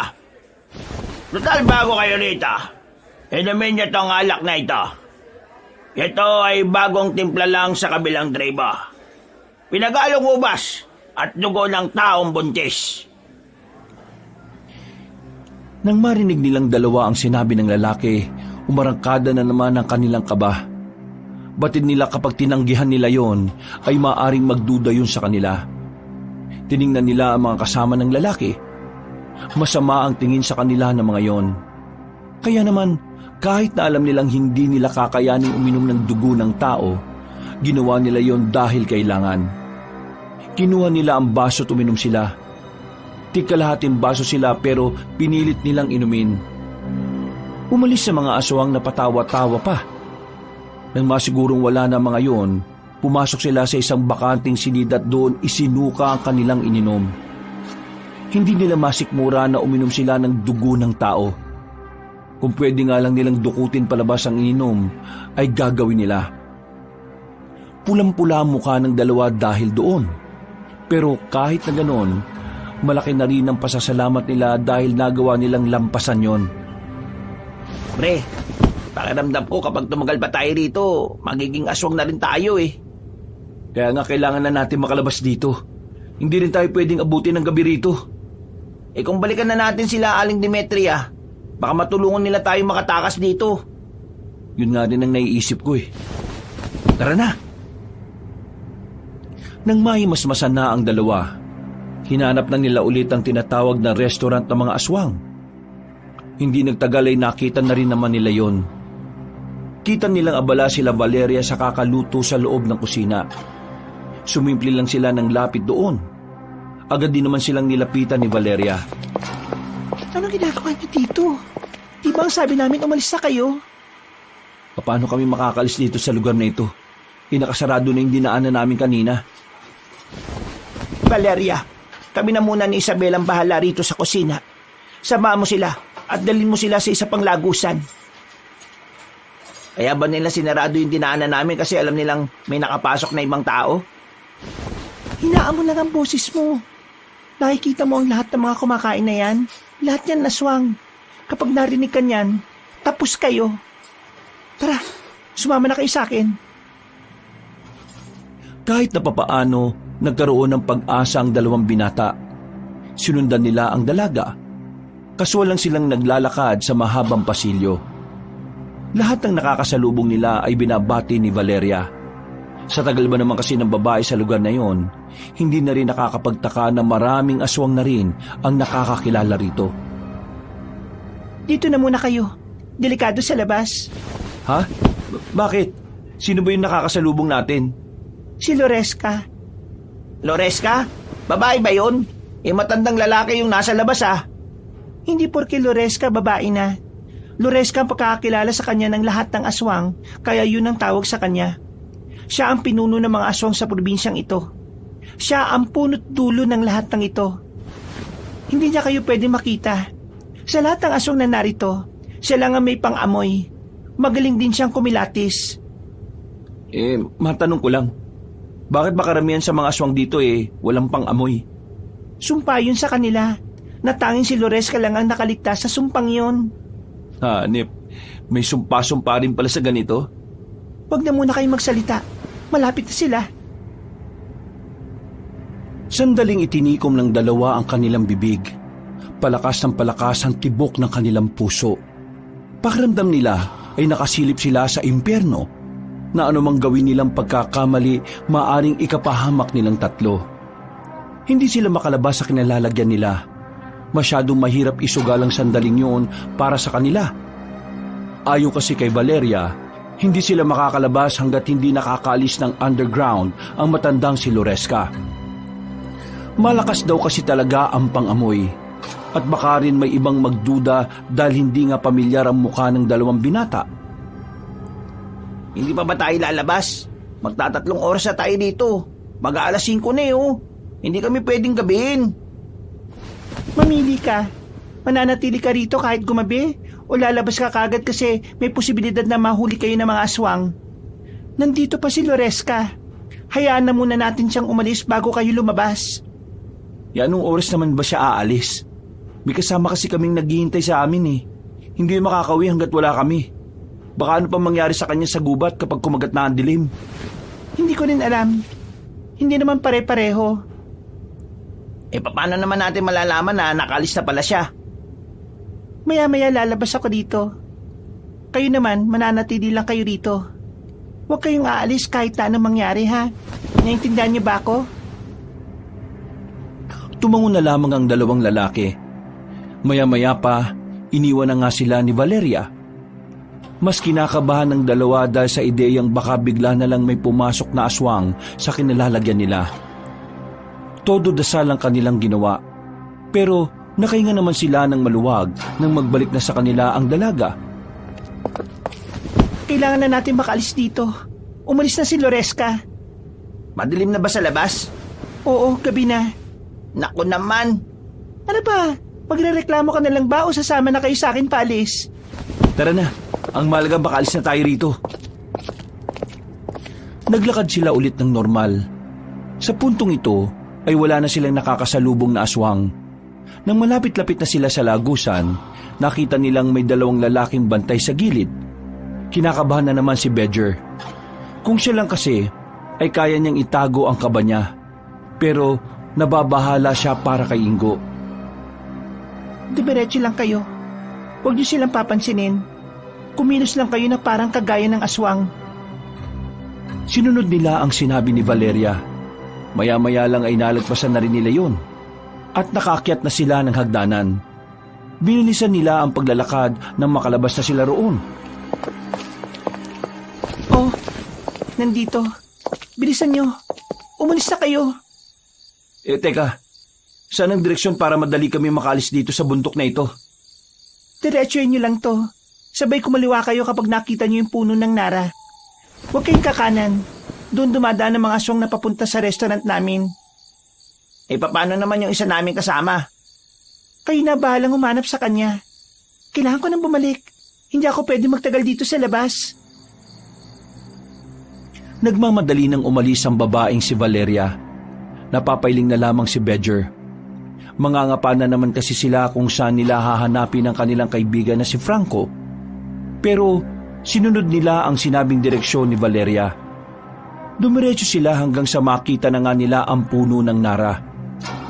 Bago sila kumaliwa, nakita nila ang grupo ng aswang na paparating. Nagtago sila sa gilid ng punong nara. Nagtindigan ang kanilang balahibo nang makita nilang may bitbit na namang tao ang mga yon. Dahil sa liwanag ng mga lamparang dala ng mga yon, nakita pa nila ang umaagos na dugo mula sa katawan ng mga bitbit na tao. Grabe, ang dami na yata nilang nabibiktima. Kawawa naman yung mga taong yun. Kaya nga napapaisip din ako eh. Napapaisip na ano? Napapaisip ako kung tutulungan ba natin sila Valeria. Kasi kung tutulungan natin sila, baka may tsansang mapigil ang mga ginagawa ng mga aswang. Saan na natin pag-usapan yan? Ang unahin natin, paano natin mahanap si Franco? Kapag may nangyaring masama sa isang yun, siguradong kasalanan natin. Bilisan mo pre, baka mamaya may makakita pa sa atin dito. Ito na nga, binibilisan na nga eh. Madilim ang dinaanan nila, kaya hindi naging ganun kadali ang mga sandaling yon para sa kanila. Bawat hawi nila sa mga halaman ay nasusugatan sila dahil sa mga tinik na nakalitaw roon. Tumagal na sila ng halos kalahating oras sa kakahanap ng lugar na pinag-iwanan nila kay Franco. Pero nang dumating sila roon, wala na ang lalaki. Ang tanging naroon na lamang ay naiwanan ni Franco ang lalagyan ng tubig. Agad na dumaloy ang kaba sa dalawang binata. Nagsumiksik agad sa utak nila na baka may nangyaring masama sa kanilang kaibigan. Kaya naman, hindi sila nagsayang ng oras. Nilibot nila ang paligid. Pero sa kasamaang palad, wala silang nakitang Franco kahit na anino lang nito. Ito na nga ba sinasabi ko, pre? Paano pala kung isa si Franco sa bitbit ng mga aswang kanina? Paano kung nakuha na siya ng mga aswang? Paano kung wala na... Tumigil ka nga! Hindi nakakatulong yung kakaisip mo ng ganyan eh. Kasalanan ko to eh. Kung di ko na lang sana sinabi na gusto ko makakita ng aswang, hindi sana. Hindi tayo makakaisip na iwan siya. Kasalanan ko to. Kasalanan ko. Tumigil ka na nga! Sinampal ni Bedja ng malakas si Ingo. Sa ginawa niyang yon ay tila naalog ang utak nito. Dahilan para matauhan ang binata. Kumalma ka lang, okay? Kalma! Nararamdaman ko na nasa maayos siyang kalagayan. Hindi siya mapapahamak. Kailangan lang natin maging positibo. Naintindihan mo ba ako? Anong gagawin natin ngayon? Hindi tayo uuwi hanggat hindi natin nakikita si Franco. Tumango na lamang si Ingo bilang pagtugon. Nang maging kalmado na si Ingo, ay pinagpatuloy na rin nila ang paghahanap kay Franco. Pero hindi pa man sila nakakalayo, naririnig na nila ang tinig ng binata na sumisigaw-sigaw ng tulong. Ilang sandali pang nabangga sila nito. Nagkauntugan si Bedger at Franco. Malakas ang pagkakauntog kaya hindi agad sila nakatayo. Rico, ano ba? Saan ka ba nagpunta? Bakit ka ba tumatakbo? Pre, kailangan na natin makalis dito, pre. Hinahabol na ako ng mga aswang. Lintik na yan. O sige, takbo na! Kahit na nahihilo pa, pinilit ni Bedger na makatakbo. Ilang metro pa lang ang natatakbo nila nang marinig na nila ang mga angil ng aswang. Marami ding kaluskos at yabag ng mga paa sa paligid. Noong mga sandaling yon, kinakain na naman sila ng matinding kaba. Kahit si Bedger na sinusubukang maging kalmado ay naging tensyonado na rin. Visit, nakatakas nga tayo sa loob. Dito naman sa labas may mga humahabol sa atin. Nagtago sila sa likuran ng mataas na halamanan. Hingal na hingal ang tatlo sa kakatakbo. Ni hindi na nga rin nila maramdaman ang mga gasgas sa binti at paa nila. Tahimik ang paligid. Biglang hindi na nila narinig ang aswang na humahabol sa kanila. Bagay na mas lalo nilang ikinabahala. Ano ba nangyari? Sabi namin hintayin mo kami dun eh. Bakit nawala ka? Baliw ka ba? Malamang aalis ako dun. Kahit sino naman na makakita ng mga taong may bitbit na bangkay, talagang tatakbo ka eh. Tapos, narinig ko pa na kakainin nila yun. Kayo kasi ang visit eh. Naghintay ako dun hanggang dumilim. Tapos, ngayon lang kayo bumalik. Ano ba nangyari sa inyo? Muntikan na rin kami sa loob. Yung naririnig kasi natin sa ilalim ng lupa, lungga pala ng mga aswang. Maraming aswang doon kasi meron silang restaurant na kung saan puro aswang lang ang kumakain doon. Alam mo kung anong nakakawindang? 3 normal na taong kusinera nila doon. Ha? Ang labo ah. Biyag ng mga aswang yung pamilya ng 3 kusinera. Wala silang magawa kundi magsilbi sa mga aswang na yun. Kasi kung hindi, mamamatay ang pamilya nila. Jesus, pambirang buhay to. May ganyan na palang nangyayari. Kung isumbog na natin to sa mga pulis. Tingin mo maniniwala sa yung mga pulis. At delikado yung naiisip mo ha. Kasi kanina narinig ko, may ibang aswang din na pulis. Paano kung sila yung mapagsumbungan natin? Di todas tayo. Sa isang tao lang tayo magsusumbong at hihingi ng tulong. Kay Bentong. Bentong? Sino naman yung siraulo na yun? Sabi ng isa sa mga kusinera, albularyo daw si Bentong. May alam sa aswang. Kaya matutulungan niya tayo mapalaya yung 3 kusinera. Kasi itong 3 kusinera ay mga albularya din. May kaalaman daw ang mga yon sa mga ritual na magpapahina sa mga aswang. Ay naku, sumasakit ang ulo ko sa inyo. Ang daming ganap. Ganyan talaga kapag mahina utak. Nasakit ang ulo. Bigwasan kaya kita dyan para malaman natin kung malakas ang dibdib mo. Huy, tama na yan. Hindi yan makakatulong sa atin, no? Ano plano mo ngayon? Malamang, uuwi tayo. Pag uwi natin, hahanapin natin yung Bentong. Saan naman natin hahanapin yun? Hindi ko rin alam. Basta doon na lang natin pag-usapan.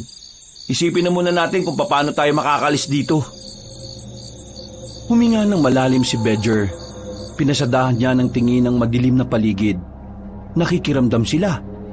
Makalipas ang ilang minuto, naglakas loob na rin silang umalis doon.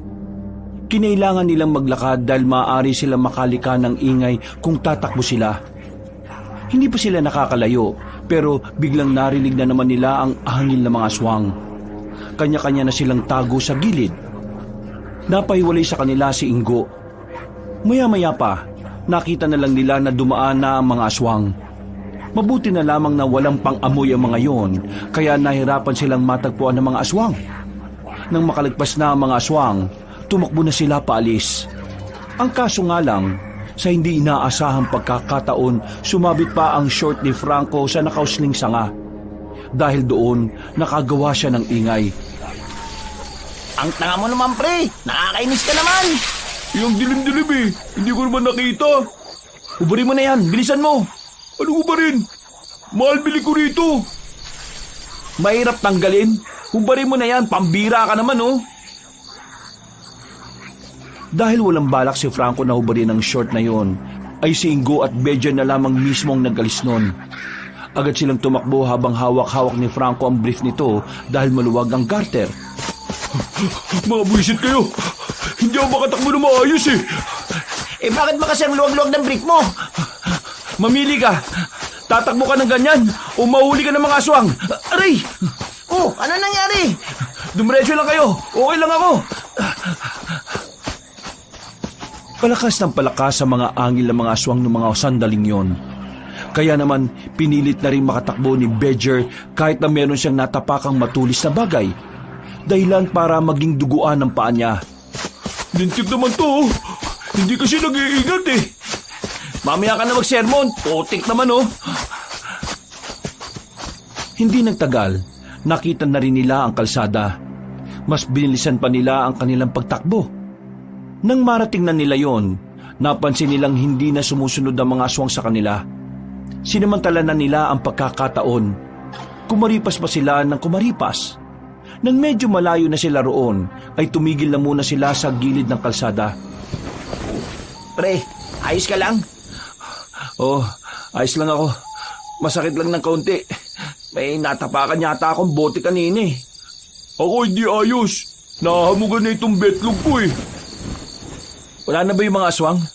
Parang hindi ko na kaya maglakad eh. Lalong sumasakit kapag tinatapak ko. Franco, buhatin mo na lang si Badger. Ha? Buwang ka ba? Kita mo ang luwag ng brief ko?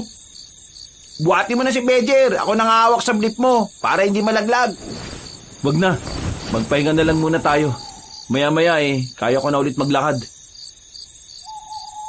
Pasensya na kayo ha. Pasensya sa alin. Pasensya na kasi nadamay pa kayo rito. Ako lang naman ang may gusto makuha yung mga sangkap eh. Pero pati tuloy kayo, nasa alanganin din ang buhay nyo. Ano ka ba? Hindi ka naman namin sinisisi, no? Kahit na, kung hindi nyo ako sinamahan, wala kayo rito. Hindi kayo malalagay sa ganitong senaryo. Pre, magtino ka nga. Wala namang sumisisi sa iyo eh. Nandito kami kasi gusto naming tulungan ka. Kasi ang tagumpay mo, tagumpay na rin namin. Gusto namin makuha mo at maiuwi mo yung sangkap kasi gusto namin makatikim na masarap na adobo mo. Hindi yung puro ka na lamang imbento. Inakbayan ni Ingo si Badger para pagaanin ang kalooban nito. Bumuntong hininga na lamang din ang binata. Napapangiti siya. Nagpapasalamat siya dahil kahit na hindi naging maganda ang paglalakbay nila, hindi pa rin nagagalit sa kanya ang dalawa niyang kaibigan. Ang problema natin ngayon, paano tayo uuwi? Saan kaya dito yung dadaanan natin? Tingin ko dito eh. Oo, diyan siguro. Diyan na lang tayo dumaan. Pero mas maganda siguro kung magpapaumaga na tayo dito. Saan tayo matutulog? Doon oh. Tinuro ni Badger ang lumang waiting shed sa kabilang kalsada. Lumapit sila roon at inayos nila ang mga nakatambak na kahoy doon. Naglatag na lang din sila ng dahon ng saging na nakuha nila sa gilid ng kalsada. O sige na, pahinga na muna kayo. Ako na lang muna magbabantay. Franco, pre, gusto mong palit muna tayo ng brief? Sira ulo ka ba?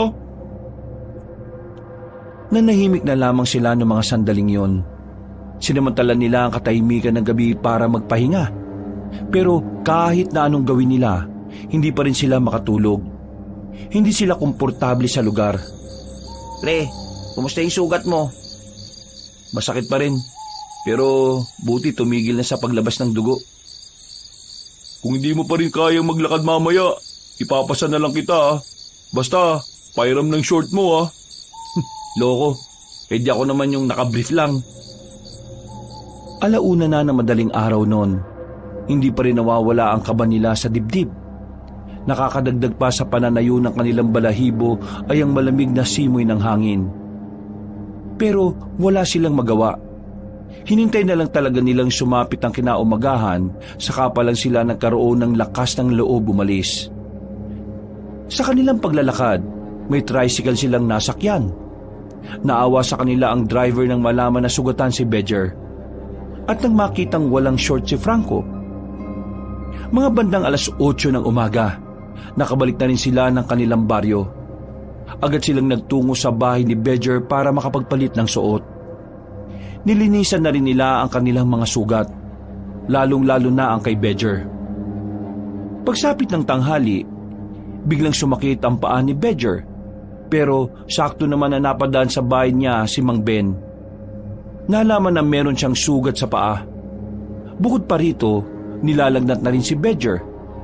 Hindi nagdalawang isip ang matandang si Ben na tulungan sila. Inasikaso nito si Bedger gamit ang mga halamang gamot na binalikan pa nito sa bahay.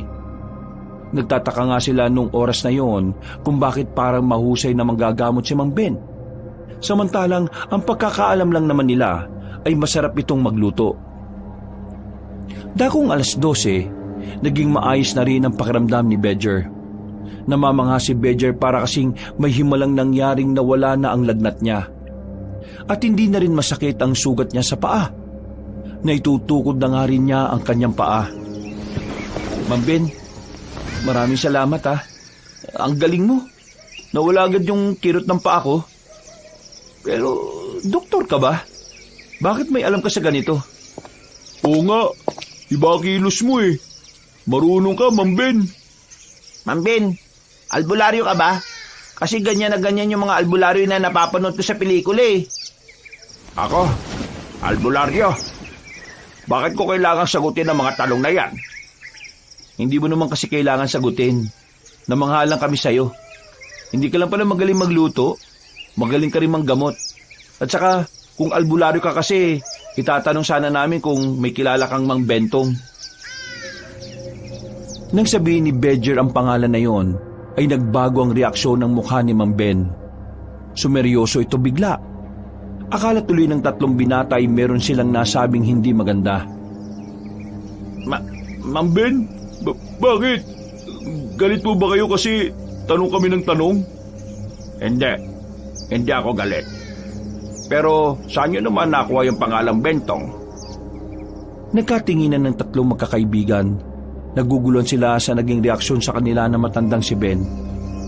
Maniniwala po ba kayo sa sasabihin namin? Ay bakit? Ano bang meron? Nung kinuha namin yung sangkap na sinasabi nyo, meron kami natuklasan na underground. Yung underground na yon, lungga ng mga aswang. Tapos, meron silang sikretong restaurant doon. Mga aswang ang kumakain doon. Pero yung mga kusinera, 3 albularya. Si Aling Demetria, siya ang nagsabi sa amin na hanapin namin si Mang Bentong para tulungan sila makalaya at makaligtas ang pamilya nila. Kailangan daw nila makalis doon kasi sila ang gagawa ng ritual para mapahina yung mga aswang eh. Si Demetria? Buhay si Demetria? Bakit o? Kilala niyo ba si Aling Demetria? Abay, oo naman. Kaibigan ko yun eh. Eh di kilala nyo si Mang Bentong. Ako si Mang Bentong. Kayo? Paano? Ah, tama. Mang Ben. Tapos, Mang Bentong. Diyos ko, hindi namin naisip yun ah. Pinaiksing Ben yung Bentong. Eh, wala naman kasi sa itsura mo na albularyo ka eh. Eh, ano palang nangyari? Kwento mo nga sa amin. Magkakilala na kami noon pa. Makakasama kami sa isang organisasyon. Pero nabuwag kami nung mamatay ang mga kasamahan namin ng dahil sa mga aswang na yon. Mula noon, nawala na ako ng balita sa kanya 4 na taon na nakakalipas. Ang akala ko, namatay na siya dahil sa balitang may sumugod na mga aswang sa bahay nila doon. Dahil doon, iniwan ko na ang pag-aalbularyo at saka pinasok na itong pagluluto. Sabi ko, hindi na ako babalik sa pag-aalbularyo dahil wala na nga mga kasama ko. Pero ngayon nalaman ko na buhay pa si Demetria. Bigla ako nabuhayan ng loob eh. Teka, sabihin nyo nga sa akin, saan nyo siya nakita? Sa isang underground nga, maraming aswang sa ilalim. Natatandaan nyo pa ba yung papunta ron? Ililigtas ko sila. Pero ang sabi sa amin ng matanda, kailangan daw munang iligtas natin yung pamilya nila. Ang pamilya nila? Bakit? Wala namang nangyari masama sa kanila. Anong ibig niyo sabihin? Ipamilya nga nilang dahilan kung bakit ayaw nilang umalis doon. Kasi natatakot sila na baka kung anong gawin ng mga aswang sa pamilya nila kapag iniwan nila yung lugar na yon. Kung gano'n matagal na pala silang niloloko ng mga aswang. Walang nangyari masama sa pamilya nila. Ang pamilya ni Demetria umalis na at nagpuntang Maynila 1 taon matapos siyang mawala. May kasama siyang 2 albularya rin. Nakakalimutan ko nga lang yung pangalan eh. Pero yung pamilya rin nila, nasa maayos na kalagayan naman ngayon. Kung minsan nga napapadaan ako ron, kaya kinukuha akong hurado sa pasarapan ng luto. 4 na taon na pala silang nililing lang ng mga aswang. Roger, kaya mo na ba talaga maglakad? Kailangan na nating iligtas si Aling Demetria. Oo, kaya ko naman. Pero, Ma'am Ben, may naisip ka bang paraan kung paano natin siya ililigtas? Nasa na ba yung gamit na pinahiram ko sa inyo? Akin talaga yun eh. Gawa-gawa lang na binili ko yun. Oo nga pala, no? May revolver pala akong hiniram sa inyo, Ma'am Ben. Ay bakit? Hindi mo nagamit? Hindi. May sira ulo.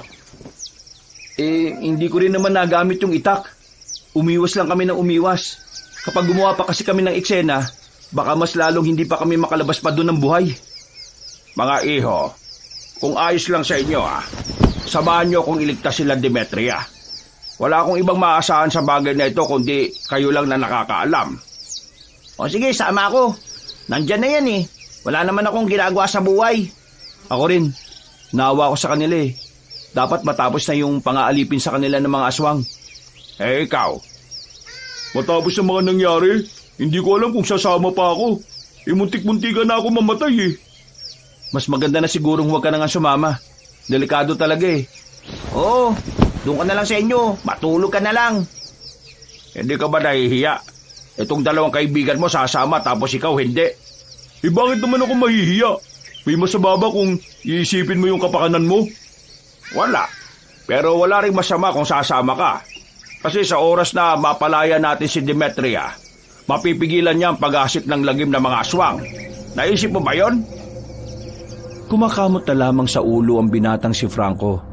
Kaya sa huli, wala rin itong nagawa kundi pumayag na lang. Sa parehong gabi, pinag-usapan nila ang lahat ng kanilang gagawin. Tinuruan din sila ni Ma'am Ben ng mga bagay na makakatulong kung papaano haharap sa isang aswang. Mabilis namang matuto ang 3. Magiling sila sa pagkakabisado. Kinabukasan ng umaga, wala silang sinayang na oras. Wala na muna silang pakialam sa piyesta. Masuunahin nilang iligtas sa mga albularyo sa sikretong restaurant sa ilalim ng lupa. Ma'am Ben, Loresca ang pangalan ng pinuno nila. Pero matandang lalaki yon. Pambabae lang talaga pangalan. Anong pagkakaalam nyo sa pinuno ng mga aswang? Wala namang ganong nasabi sa amin si Valeria. Basta ang sabi niya, si Loresca lang ang nag-iisang aswang na may pang-amoy. Kaya kapag naroon tayo at naroon din siya, madali niya lang tayong maaamoy. O sige, akong bahala doon. Ma'am Ben, dati na ba kayong nakikipaglaban sa mga aswang? Oo. Noon pa man, kaaway na ng mga albularyo ang mga nilalang na yon. Kaya ngayon, tatapusin na natin kung ano ang sinisimulan nila. Ito ang tandaan ninyo ha. Hindi na ito tungkol sa 3 albularyo. Tungkol na ito sa maaaring binabalak ng mga aswang sa mga tao. At para na rin mabigyan natin ng hustisya lahat ng mga biktima. Bilang pagtugon ay tumango na lamang ang 3. Pinagpatuloy nila ang kanilang paglalakbay. Hindi rin naman nagtagal ay narating na rin nila ang bundok ng Burgos. Tumigil na muna sila para mag-usap sandali. Ma'am Ben, hindi nakakaamoy ang mga aswang sa ilalim. Ibig sabihin, hindi agad nila nalalaman kung ang kaharap nila ay tao o hindi. Kaya nung nandun kami ni Ingo, nakakasalubong na namin sila pero hindi nila nalalaman na tao lang kami. Kaya kung papasok tayo sa loob, hindi tayo dapat magdala ng armas. Kasi maghinala kaagad sila. Pwede tayo magdala ng armas, pero yung pwedeng maitago sa katawan. Hindi tayo lalakad ng walang panlaban. Ang problema dyan, paano kung nasa ilalim si Loresca? Di pagbaba niyo pa lang dun alam na kaagad niyang may tao sa underground. Baka nga isang malaking sugal ang gagawin natin. Kaya nga rin kailangan natin ng kahit na anong armas na kaya nating itago. Kasi kung ganyan nga ang pinuno nila, malaki ang tsansa na mapatrobol tayo. O ano, tara na, habang maaga-aga pa. Wala na silang sinayang na sandali. Lahat ng gamit nilang malalaki ay iniwan na muna nila sa likuran ng puno. Ang tanging dala na lamang nila noon ay kutsilyo at ang nag-iisang revolver. Nang makalapit na sila sa lagusan, meron pang nakakita sa kanila. Tumingin ng mga yon na parabang hinuhusgahan sila. Pero hindi nila pinansin. Diretso lang sila pababa. Habang naglalakad na sila sa mahabang pasilyo na yon, naririnig pa nila ang mga nagkakasiyahang mga aswang. May mangilan-ngilan din silang nakakasalubong ng mga lasing. Nung oras nga na yon, ay pinagdarasal nila na sana hindi na sila painumin ulit ng dugo ng tao. Malayo pa ba? Malapit na tayo. Kumilos lang kayo ng normal Hindi sila pwede makahalata sa atin dahil wala tayong lalabasan dito na malapit. Huminga ng malalim si Badger. Aminadong kinakabahan na rin siya. Pero pilit niyang kinukondisyon ng kanyang kalooban. Hindi siya pwedeng magpadala sa kanyang emosyon dahil siya ang inaasahan ni Ma'am Ben. Ma'am Ben, ayun na yung restaurant Binilisan na lang nila ang kanilang paglalakad. Nang makalapit na sila sa mismong counter ng restaurant, nanlalaki ang mga mata ni Aling Demetria nang makita sila. Demetria, itatakas namin kayo rito. Maraming salamat sa Diyos at dumating kayo. Huwag po kayong magpapaalata Nakatingin na po rito yung mga kumakain. Valeria, sumunod kayo sa amin. Doon sa lugar kung saan pinakita mo sa amin yung malalaking garapon. Sige, bilisan nyo. Kilos normal lang ha. Lumabas sila ng restaurant. Kahit na parang nakakalata na sa kanila ang ibang aswang na naroon, itinuloy pa rin nila ang kanilang plano. Nagmamadali silang naglakad hanggang sa narating na nga nila ang sinasabing silid. Pagpasok nila roon, nakita na rin ni Mang Ben ang mga parte ng katawan ng mga taong naroon. Diyos ko, mga demonyo talaga ang mga aswang. Ilang oras ba natin silang hihintayin? Baka mamaya may makakita sa atin dito. Basta ganito lang ang gagawin natin. Sakaling may pumuntang aswang dito, kumilos lang tayo ng kalmado. At kapag tinanong kung anong ginagawa natin, sabihin natin na gusto natin kumain ng hilaw. Naghintay silang 4 doon.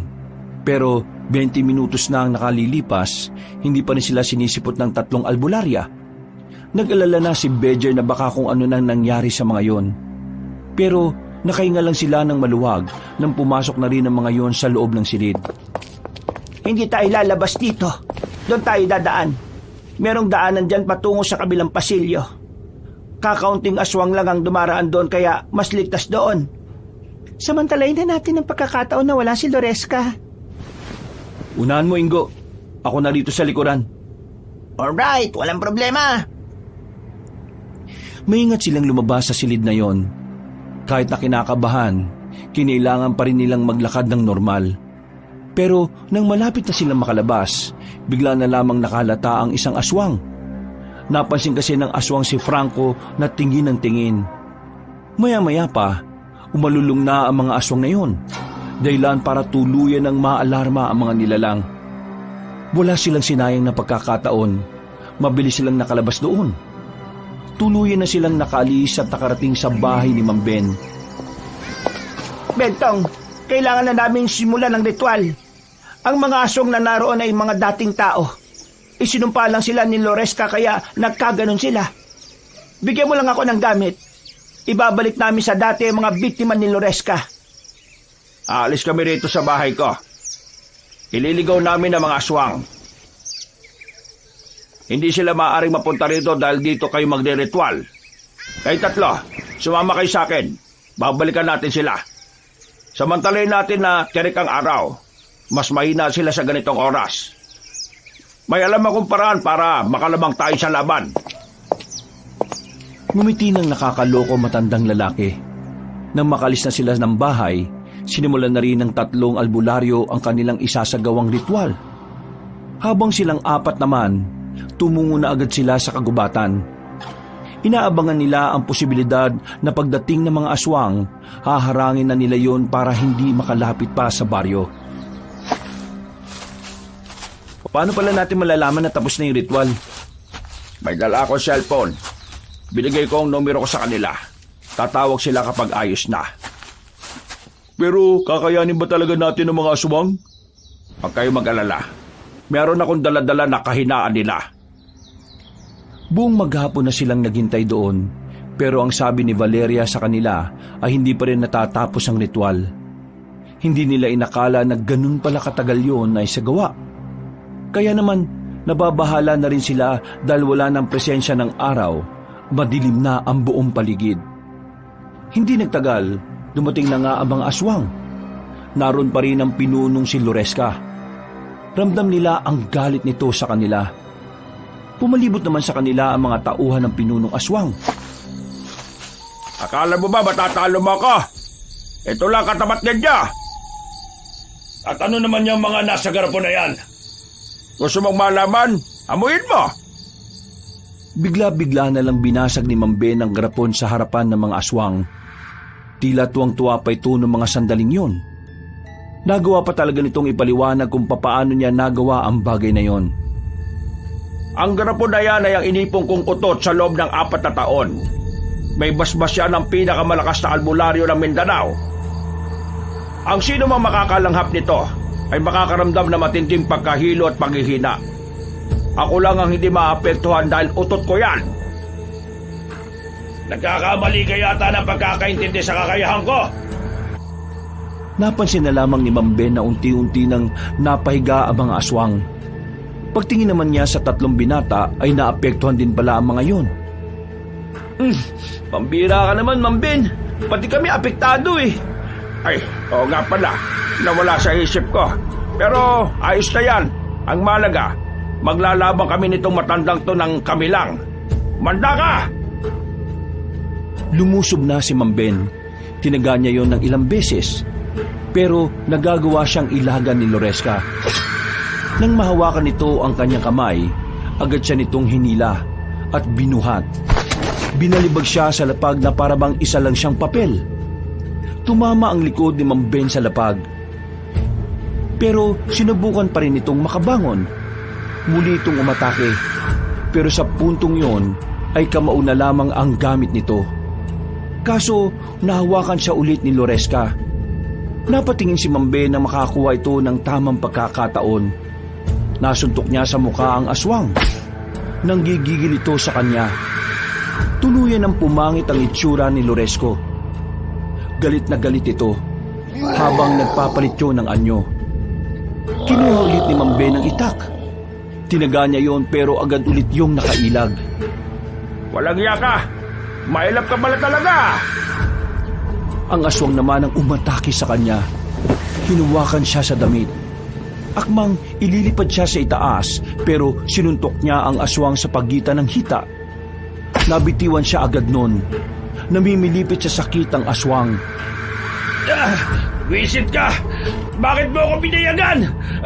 Baka hindi na ako magkaanak nito Magtigil ka nga, aswang ka! Matanda ka na! Hindi natitigas siyang manoy pa! Bakit ganyan kayo mag-usap? Magkaibigan ba kayo? Wala akong kaibigan na ganyang kapangit. Manda ka sa akin, aswang! Tatapusin na kita! Muling tinagaan ni Ma'am Ben si Loresca, pero nakailag yon sa kanya. Umatras ang aswang, pero bigla itong nawala ng balance kaya natumba si Loresca. Malakas ang pagkakabagsak nito. Tumama ang ulo nito sa bato. Nagtataka sila kung bakit hindi na yung bumangon. Nang lapitan niyo ni Ma'am Ben, napagtanto niyang wala na yung malay. Hindi ba lang ako pinagpawisan? Nakakadismayan naman tong laban na ito. Namatay dahil sa bagok yung kalabang ko eh. Ma'am Ben, hindi pa rin kami makabangon. Ang baho talaga ng utot mo. Ma'am Ben, sa likod mo! Huwag ka muna magdiwang! Nanlaki mga mata ni Ma'am Ben na makitang bumangon ng mga aswang, pero hindi na